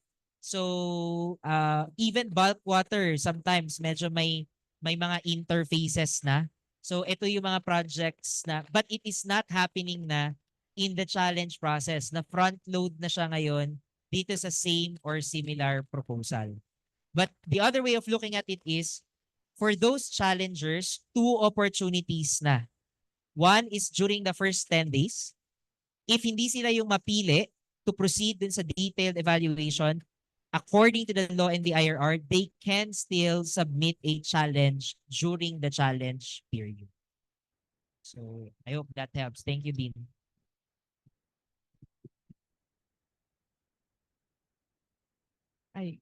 Buenos dias. Vice Mayor po, Pinpin pareha. May I ask lang, no, I'm sorry kasi late na pumasok, but in what stage papasok po yung sanggunian panglungsod for approval of a certain proposal? And that, what do you need? Is that an ordinance or a resolution? Because I asked my mom, yung seatmate dito, ano po ang kailangan? Sabi niya, ordinance for every proposal. Baka parang sobrang hirap ng dadanasin ng isang proposal kung yan po ang kailangan, ordinansa. Because we know the process. But may ask ko lang, resolution ba or ordinansa, and at what stage papasok ang sanggunian? Yes. Good morning, Vice Mayor. So 2 questions. No? First is, saang stage pumapasok ang sanggunian? Technically, the main function of the sanggunian in the PPP process is being the approving body for all LGU PPP projects. So dito sa ating phase, ang review and approval ay papasok after ng negotiation at conferment of the original proponent status ni Mayor or ni Gov. Pagka na-finalize na yung negotiated terms at na-issue na ang original proponent status, that is the time they will go through the review and approval stage. Now, within the approval stage,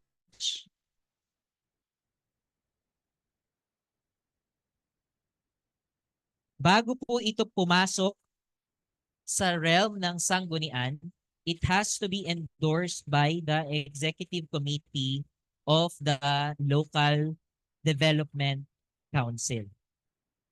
Okay? So, confirmation of LDC first, and then saka mag-e-endorse, maipapasa sa sanggunian for deliberation and decision. So, second question, in what form? According to the law, it's going to be an ordinance, and the ordinance should include the clearance given by the sanggunian for the mayor to be able to sign off on the contract based on the parameters, terms, and conditions that they have approved. Is that per project? Per project, one ordinance? It is one ordinance per project. So we have a letter of intent here, a sample of the letter of intent. We have 4 projects. 4 ordinances? The answer, ma'am, dun sa question na 4 projects, 4 ordinances, answer is yes. Pero may clarification tayo dyan, ma'am, dun sa letter of intent I raised earlier. If the intent is to proceed through those projects via the unsolicited track, the first step po is the submission to the PPP Center.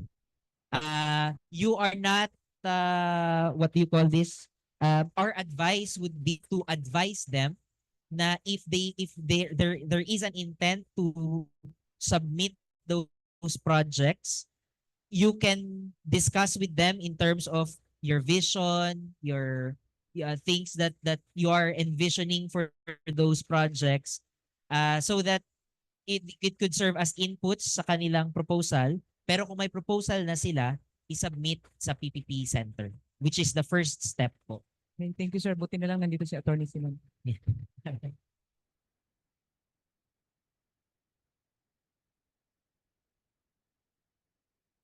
Any more questions from our on-site? Hello, sir. A follow-up question to Vice Mayor po. Usually po dito sa Zamboanga, we just use a resolution, no? Or to authorize the mayor to sign normally. That would be the fastest process in our experience. So, considering that we need an ordinance, is there a template that we can follow?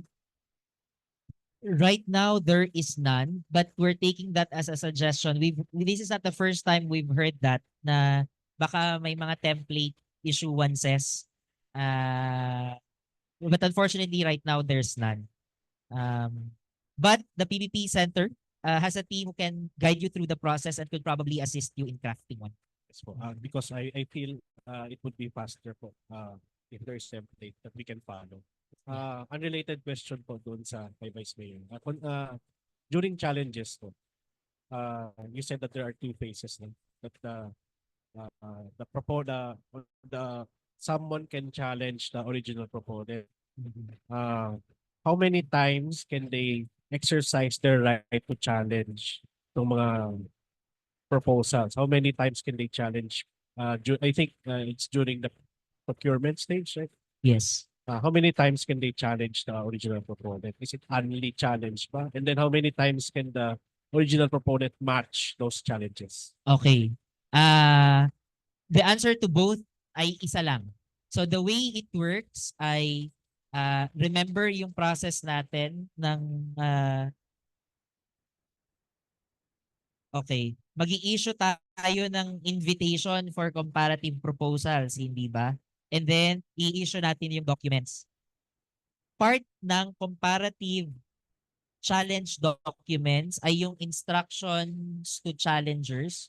Nakalagay doon ang deadline for submission. So doon sa deadline ng submission na yon, lahat ng gustong mag-challenge, doon nang magsasubmit. And that's the only time madidetermine natin sino yung best challenger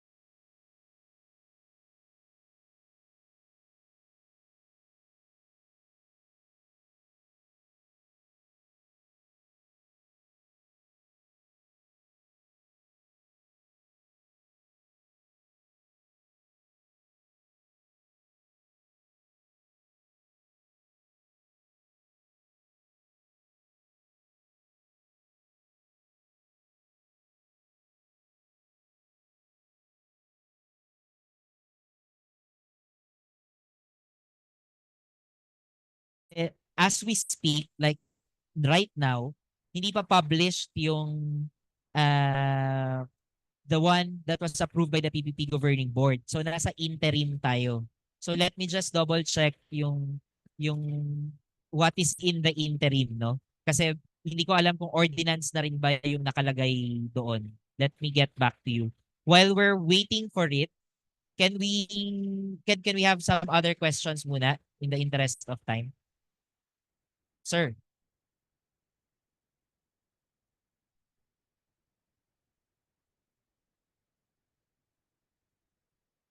Ay, sorry, but just very quickly. Pero pag time na maging effective na itong rules, tapos ordinance yung requirement, tapos resolution yung ipapass, that might be a legal question na. So baka that's an exposure kasi very explicit. And I can tell that during the deliberation, that was a subject of the discussion whether it will be in the form of a resolution or an ordinance. And it was decided na it is going to be an ordinance. So we strongly advise to follow the follow what will be the effective. Pero again, this is when the guidelines becomes effective, no? Pero as we speak, kung may mga projects kayong pinaprocess na wala pa yung guidelines, dino-double check lang. Doon ko kayo babalikan. Sir. It's more of an insight rather than a question regarding pa rin sa resolution or ordinance. Kasi there is a possibility. Remember, before it gets to the Sangguniang Panlungsod, there is a negotiation already between the local government and the proponent. And if that will be passed through an ordinance sa Sanggunian, there is a danger that the provisions that is passed in the ordinance is not consistent with the ones that were approved by in the negotiation, because during the negotiation, it's the executive branch who negotiates. Whereas kapag nasa Sanggunian, we don't have control on what the councilors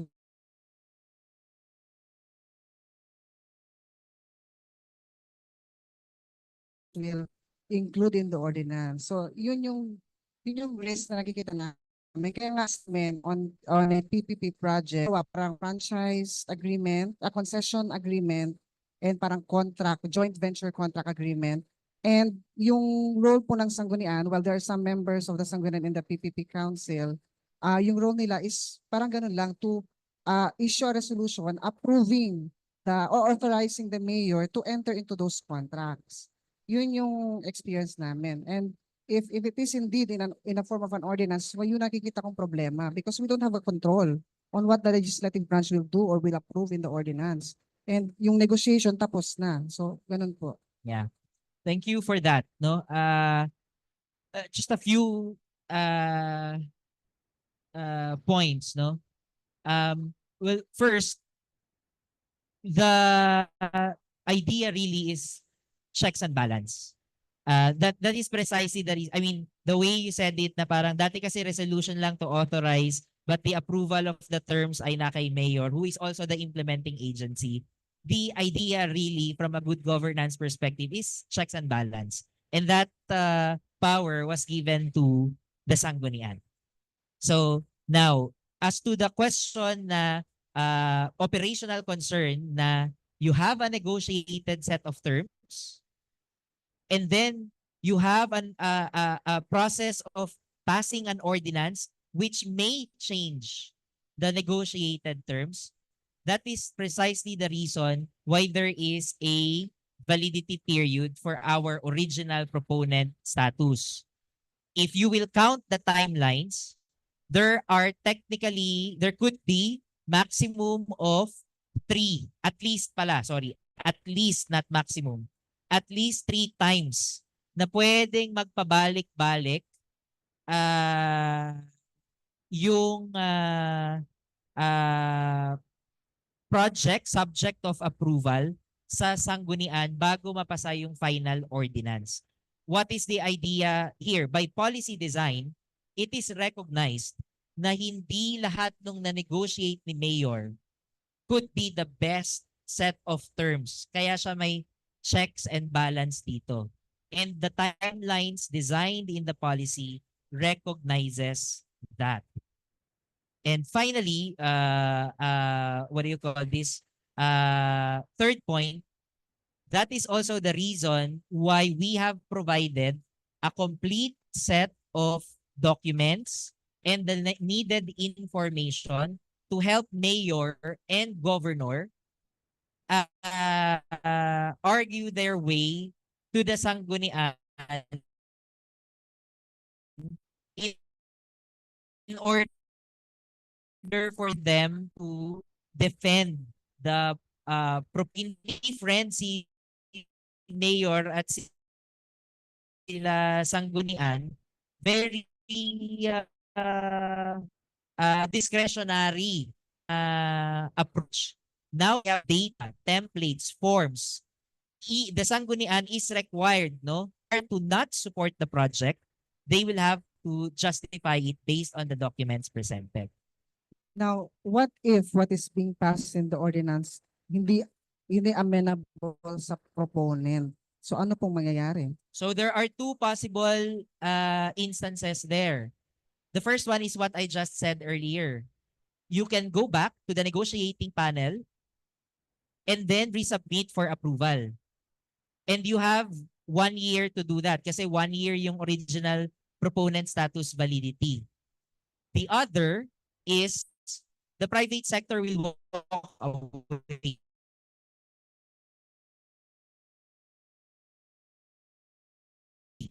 So then they risk that the project, if the private sector walks away. So those are the two instances. Of LGU Gensan. In the case of Gensan PPP projects, the defects were supposed to be corrected before the submission to SP. However, the SP belatedly learned that there are incomplete requirements, making them approve it before defects were discovered. So my question is, does SP need to go through the approval process again after these defects have been corrected, or proceed to the implementation and just correct it given it has already been approved? Okay. I think for this very specific project, I have answered in general terms kanina. But for this very specific project, I would advise that I may not have the most updated. Ang sabi ko nga kanina, per my latest understanding, may updates na dun sa movement ng project and I may not have the latest information right now. So I would reserve the answer offline. Oo. Pero in general terms, nasabi na natin kanina na it will not cure, no? Pero what to do next will depend on the information. I need to know lang the latest information we have because I know this is a live project. Okay. Sa interim, sorry, if I may just go back before we entertain another question. So sa interim guidelines na meron tayo, silent whether ordinance or resolution ang i-issue. So that will only be effective once yung ordinance, once it's been published by the PPP governing.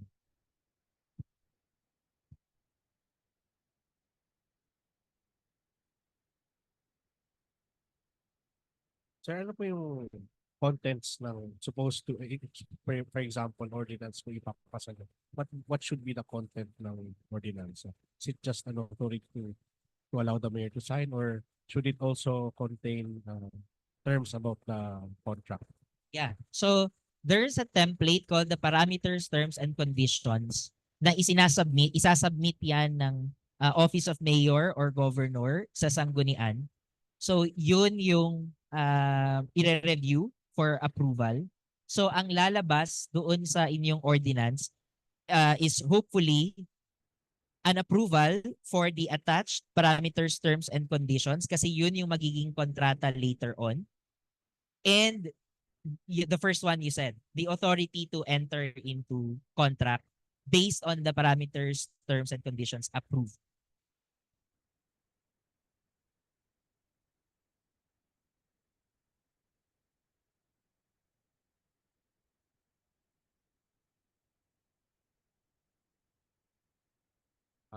Jeff, another question. Regarding dun sa, I just wanted to springboard on the one that you mentioned that there are two possible cases. One being, in the private entity will just walk away dun sa, after the negotiations.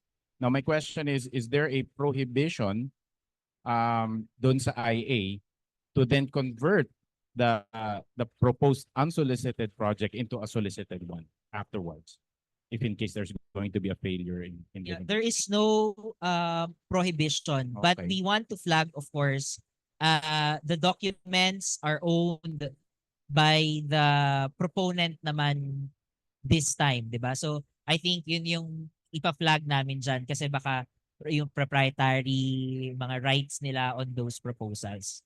But if the question is premised on can I do my own project na lang kung hindi talaga pumapasa, isa-solicit ko na lang. Yes, I'll do my own study, etc., etc. That could be done.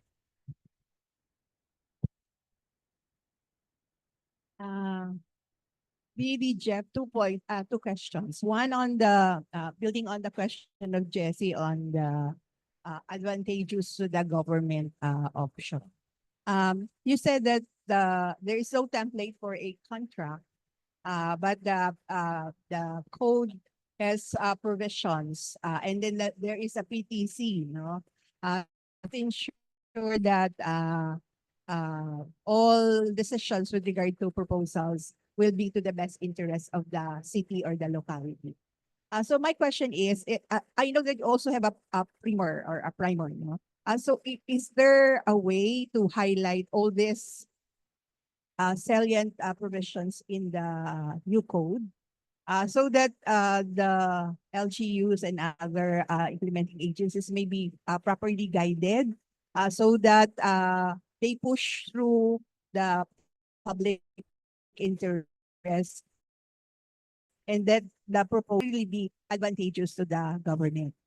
My second question, ano nga yung second question ko, is with regard to the, yung ordinance at saka resolution. Yung resolution kasi na ginagawa ng LGUs is basically to resolution to parang give the authority to the mayor or to the governor to sign the contract. Ang ano kasi natin doon sa new PPP Code, kaya initially ordinance siya, kasi in addition to the checks and balance that the Jeff mentioned, ang ano kasi, meron kang review and approval. It's not really, sige, ito na, in-approve na ni Mayor, so i-approve na natin. So yung merong, ang SB is given the opportunity to review the proposal again and approve it. So ang ano po doon, yung resolution kasi, it's a resolution siya. But then ang ordinance is more substantial. In the sense that yung PTC, yung parameters, yung performance and indicators, at saka yung mga provisions that will make the contract advantageous to the city, ay nandoon po. So it's not really yung resolution lang po. Kaya po siguro po ang original intent is for the ordinance. Yeah, I confirm the second one. The first one, ma'am, thank you for that suggestion. Royce is here, who heads our the team handling our knowledge management division. Will probably create more mga collaterals, information materials that we could blast to our LGUs. Okay, there is also another question from Zoom, also from Sir Dennis Matutina. Can we have a combination of revenue-based and availability-based PPP developed through PDMF? I am looking at the possibility of leasing out the facilities of our city hospital so as to address various financial problems, but covering also back billing patients from their bill and PhilHealth reimbursements to make it attractive for private sector. Yeah, short answer is yes. So remember, the IRR allows a combination of revenue streams or investment recovery schemes. Thank you. Okay, so that's it for the online questions. How about for the on-site participants?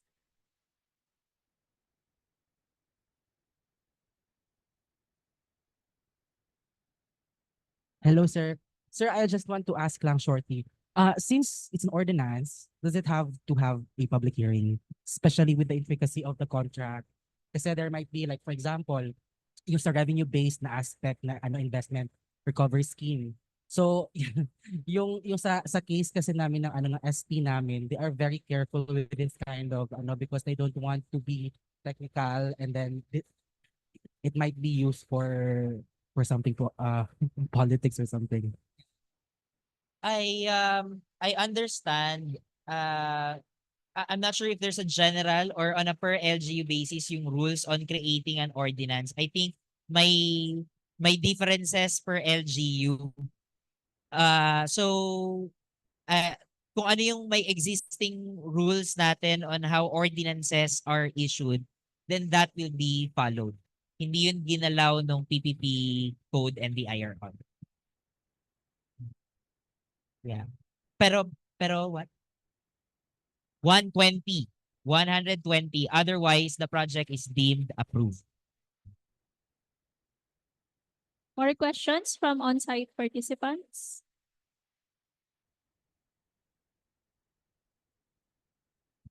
When the ordinance is approved by the local government, does PPP Center has a sort of an oversight or review process pa, or does the ordinance become effective right away?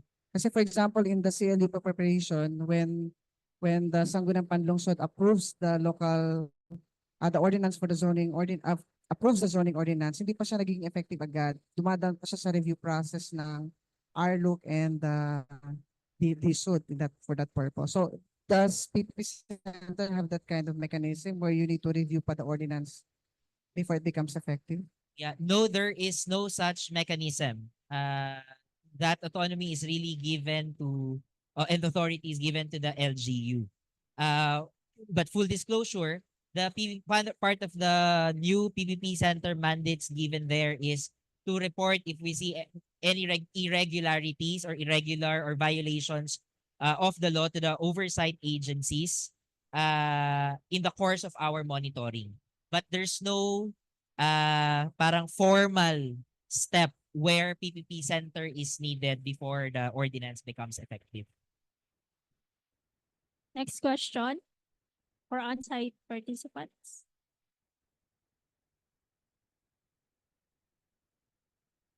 Okay, going once. Going twice. Are there any burning questions before we wrap up the session?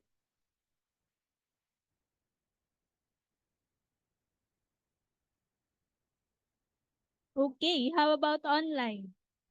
There is none from online. So thank you, Jeff, for that very comprehensive discussion. So next, let me just share with you a few reminders before we finally close the session. Okay, so the presentation materials will be shared to your email, registered email addresses. We will also upload it in our course site. So please do visit our course site. And please don't post the presentation materials and the session recordings in the social media. Only those uploaded in our website can be shared online. Next is please accomplish the evaluation form. So please scan the QR code or visit the link that's bit.ly/eval-Mindanao. The participants are required to fill out the attendance and evaluation forms to receive e-certificates of participation. So for our online participants, we will send again the attendance link and the evaluation link. Please note that it is limited for one response per participant, and the deadline is on September 6th. That's Friday. Okay. Next, to formally close this session, may I call on Honorable Josephine Pareja, the City Mayor of Zamboanga City, City Vice Mayor, sorry for that, of Zamboanga City, for the closing remarks.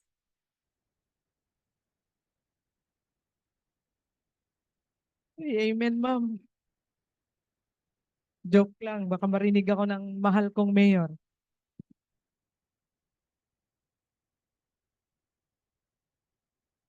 Good afternoon po sa inyong lahat. Unang-una gusto ko pong batiin si Ma'am Maria Cynthia C. Hernandez. Ma'am, hello po.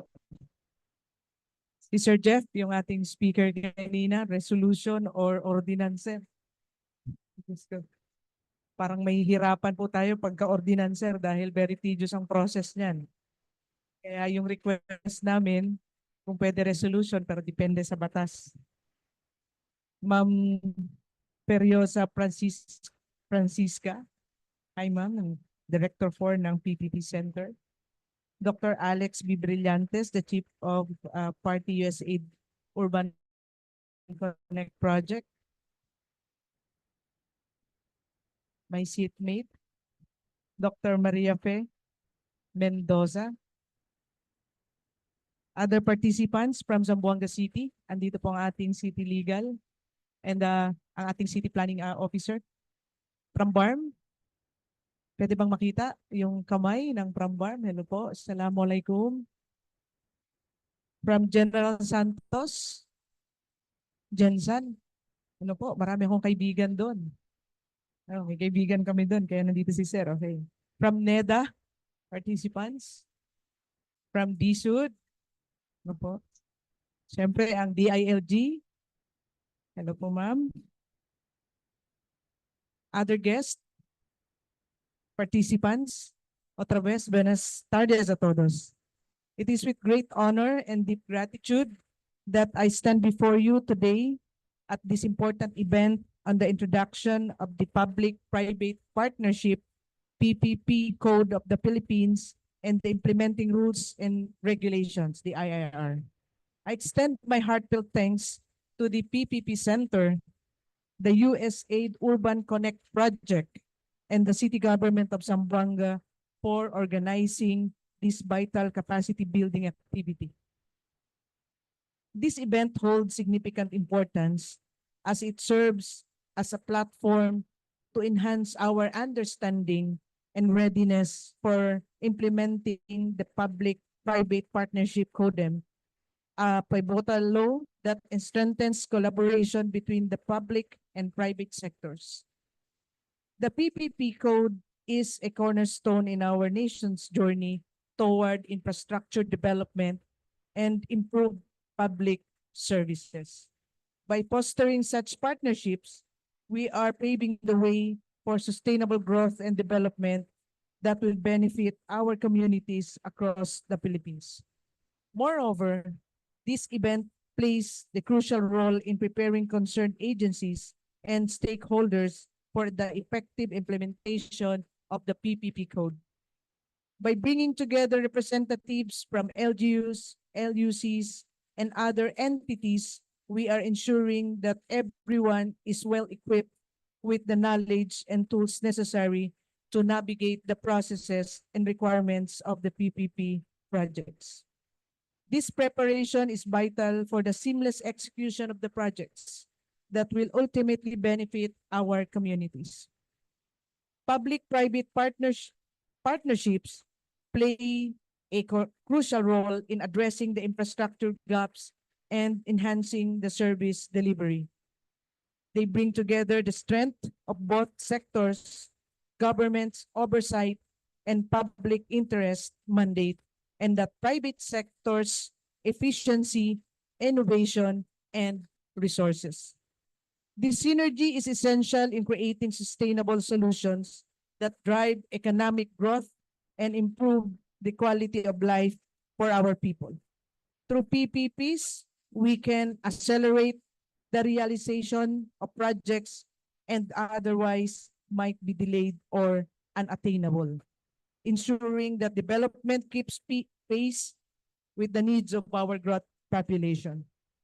One of the most notable aspects of this law is the recognition of the autonomy of the local government units, the LGU, by retaining the approval of the local PPP projects to the Sanggunian while providing mechanisms to ensure harmonized investment programming between the LGUs and the national government.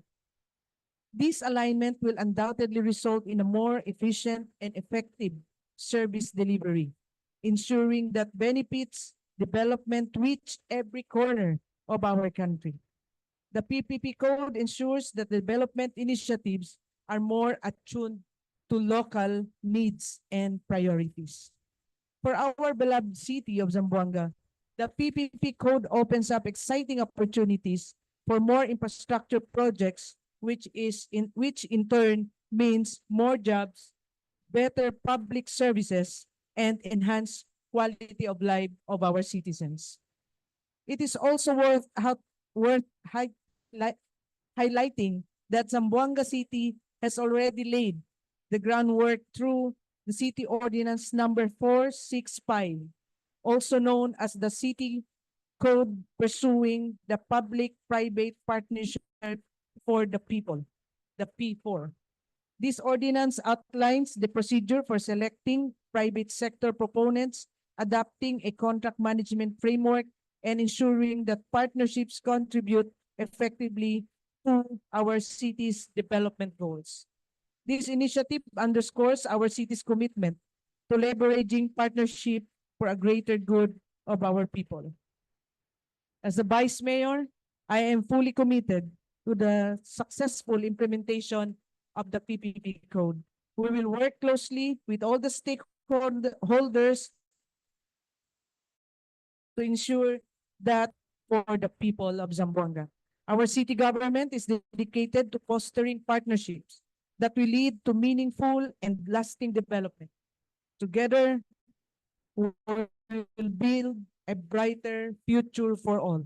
Muchísimas gracias, and may this event inspire us all to take bold steps toward a more prosperous Zamboanga and a stronger Philippines. Maraming salamat po. Muchísimas tardes otra vez.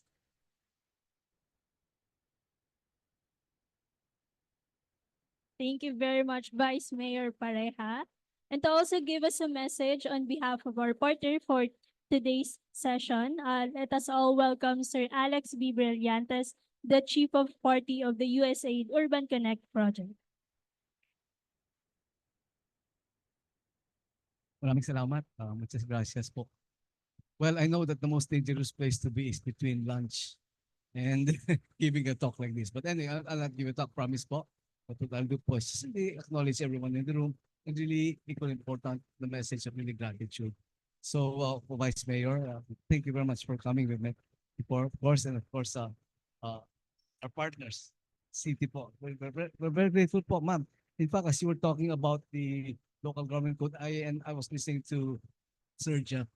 I'm much older than everybody in the room because long time ago, I remember 1994, I was traveling around the country with Senator Nene Pimentel, and we were precisely going around the country talking about the local government code. And one of the aspects of the local government code po, yung to develop entrepreneurial local governments. And we talk about joint venture, we talk about public-private partnership, and we also talked about floating bonds. Now we're seeing po that you are PPP, you're in the forefront of all this. So really, how to encourage, and ma'am, in your presentation, your talk, you talk about the importance of autonomy. So yun po yung diwa ng ating pagsasamahan ngayon. So it's very nice po to see the continuity.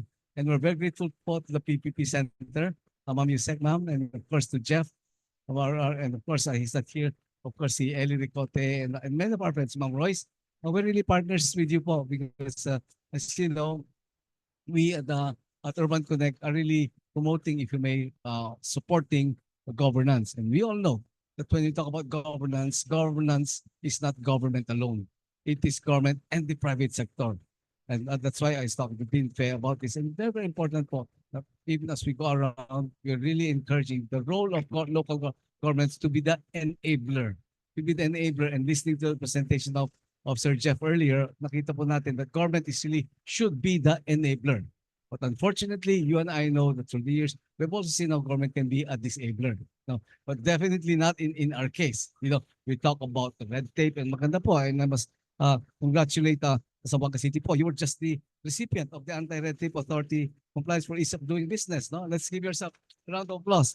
Many cities po have already, a few cities, and I know that Sir Secretary Perez was here. So congratulations po sa atin. Sa inyo po, sapagkat po kayo ang nangunguna po dito sa really being an enabler cities. And of course, as the Vice Mayor mentioned, it's the Mayor and the Vice Mayor and your Sanggunian po. Okay? So it's really a clear demonstration po of your commitment to excellence to serve as a benchmark for others to follow. We at Urban Connect, I must mention my colleagues here, Dean Pe, Professor Emeritus, Ma'am Angel here, she's Ma'am Angel here, she's right here. Of course, si Sir Jigs, siya po ang aming frontliner. Siya po ay native po dito.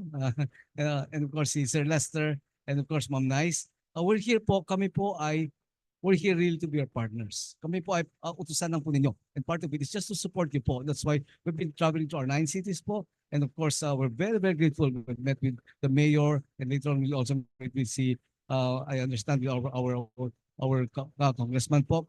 Really looking at you as really a paragon, if you may, of good governance. And hindi lang po salita yun sapagkat po you've shown it. So yun po ang role namin sa Urban Connect po, and giving the message of our good friend Sir 𝐤𝐏𝐏 𝐂𝐴. He always talks about the importance of economic development. No? Because at the end of the day po, for whom is good governance? It is for the people. So we're very grateful po. Over the past days, I listened to Sir Jeff's presentation. It gets better and better all the time, pare. I say pare to Jeff, magkakasama po kami sa NCPAG po. We're focused on the new Public-Private Partnership Code and its IRR. The code provides us with the tools to build meaningful partnerships that deliver real, tangible benefits to our communities through infra projects and services. That's why in my little intervention, I asked Jeff, ano ba yung mga NUSEC? Ano ba yung mga typical? No, you talk about health, you talk about hemodialysis, yung mga, I would say, low-hanging fruits, mga IT projects, but they compete eh. Question, ano ang mga, I would say, vulnerable community challenge, but sometimes competition is good eh. It's really good. And that's also the project is Respond and Non-Phase is part of that project. When we talk about the importance to bring about competition. Cooperation is good, but competition is good. That's why there's this notion called co-opetition. Co-opetition. We cooperate, we compete. And that's, I think, what the PPP also encourages, competition. So the tools and strategies we've explored here are laying the groundwork for projects that will transform our cities, boost economic growth, and improve the lives of the people whom we serve. Zamboanga's recent successes show us what's possible when we work together. Thus, the learning session, of course, I must acknowledge the presence of our other cities po, from BARM, of course, and my friends from Gensan, of course, and also here. No, this show us that what's possible if we do work together. Of course, the private sector is vital in turning these possibilities into reality. In some of our sessions po, the private sector asks us, diba, dapat meron kaming separate sessions. And that's what Dean Fe, Professor Emeritus of UP, has always been working on. Hindi lang po LGU, but also private sector. Sapagkat sila po mag-invest. But how do we encourage them to come in? And that's where government is the enabler. Okay, so your innovation, resources, and expertise are the engines that will drive these initiatives to success. The momentum we built here marks the beginning of larger transformation, one that will not only fuel growth and prosperity in Zamboanga, but set the standard for the entire region. We must also recognize, and we do want to recognize, the strong leadership of our beloved Mayor, Mayor Dalipe, and of course, Congressman Manix Dalipe, who's also himself our Deputy Speaker. Your vision and dedication are critical to the progress you are collectively making, and your commitment to these partnerships set the stage for even greater achievements. So to all our part this afternoon po, we'll again sit with them to talk about, I was talking to Sir Jesse earlier about your CPE, no? City Planned Expansion. It's another project, and there's a lot of opportunities for PPP and more. I remember, sir, we've become friends because, in fact, I was teasing him, magkasama kami sa Mayor's Forum. He said, di ba nagkita tayo recently sa PICC? Doon po kami sa banyo nagkita. Okay, remember that, pare? Okay. And we become friends. That's my point, formal and informal. So to all our partners, your unwavering dedication is the success to transforming today's discussions into tomorrow's successes. Indeed, let's build on this foundation to ensure that the progress we have made not only benefits everyone across Zamboanga City, but set a powerful precedent for the entire region and the country. And I think when I came in, Sir Jeff was talking about the importance of alignment to our city development goals, provincial development goals, and of course, our PDP, we talked about that earlier, and it's PDP, the Philippine Development Plan, and aligned to ambition natin 2040 and of course aligned to SDGs. And all of us collectively as a humanity are moving towards that direction. So with that, muchísimas gracias po, and what a privilege to be here. Mabuhay, mabuhay. Maraming salamat po sa inyo. Thank you very much, Sir Alex. And last but not the least, let us hear from Ms. Divine Grace 𝐏𝐿𝐴 to give us a message on behalf of OIC Regional Director Maria Felicidad Arguerrero of the NEDA Region 9.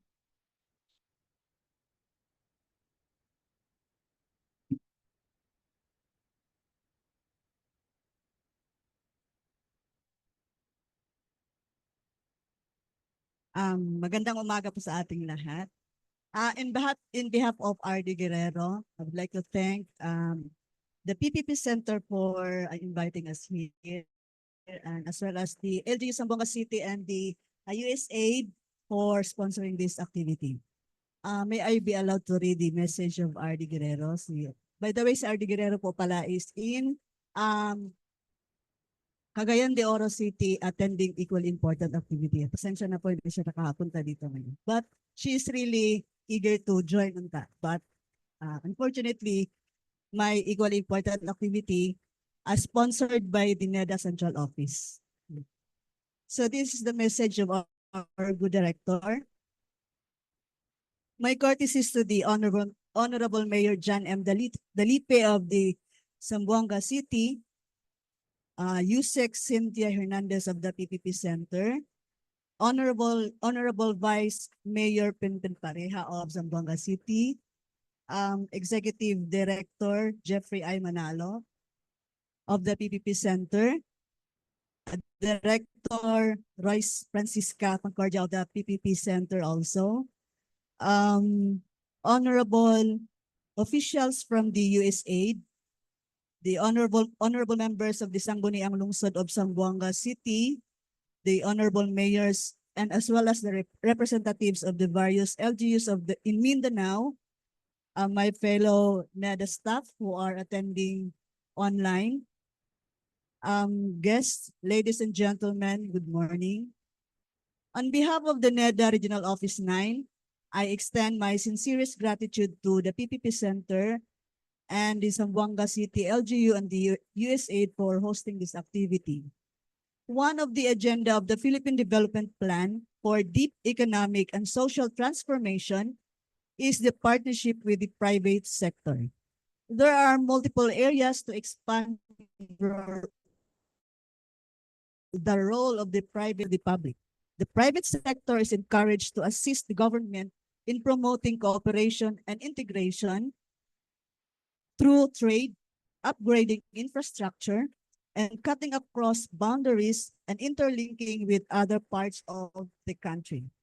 While the government ensures an appropriate enabling environment, as what has been said by Sir kanina, for the private sector to grow and attain its vision, it is the private sector that provides the most efficient allocation of resources and enduring a source of economic growth. Bigger private sector participation in areas such as housing, transport, digital, and other related large infrastructure can free up public funds for investment in human capital to address healthcare, education, and skills training. Also, the local government plays a key important role in the overall development of the region and the country as a whole. Greater collaboration between the local and the national government highlights the key role of local government in overall development in the region. We need to bring local governments as an equal partner in the development agenda of the country. It drives development through its influence and unique role in local and regional economic development, as the LGUs strive to find a balance between economic growth and social development while preserving the local culture.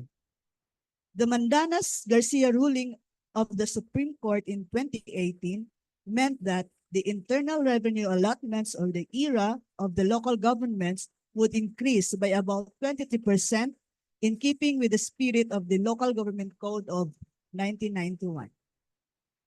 Let us always remember that PPPs are more than just financial solutions for public ventures, as they are catalysts that boost productivity and streamline processes for faster implementation and improved service delivery. I therefore encourage the private sector and the LGUs to continue forging partnership and take the lead in driving the economic activities in the Mindanao regions through the PPP. May all of us continue to work hand in hand for the greater good of the Filipino people. As a final note, we are hoping that through the PPP, the desired actions and strategies laid down in the Philippine Development Plan and all the respective regional development plans for 2023 to 2028, and as well as the local development plans, will be realized.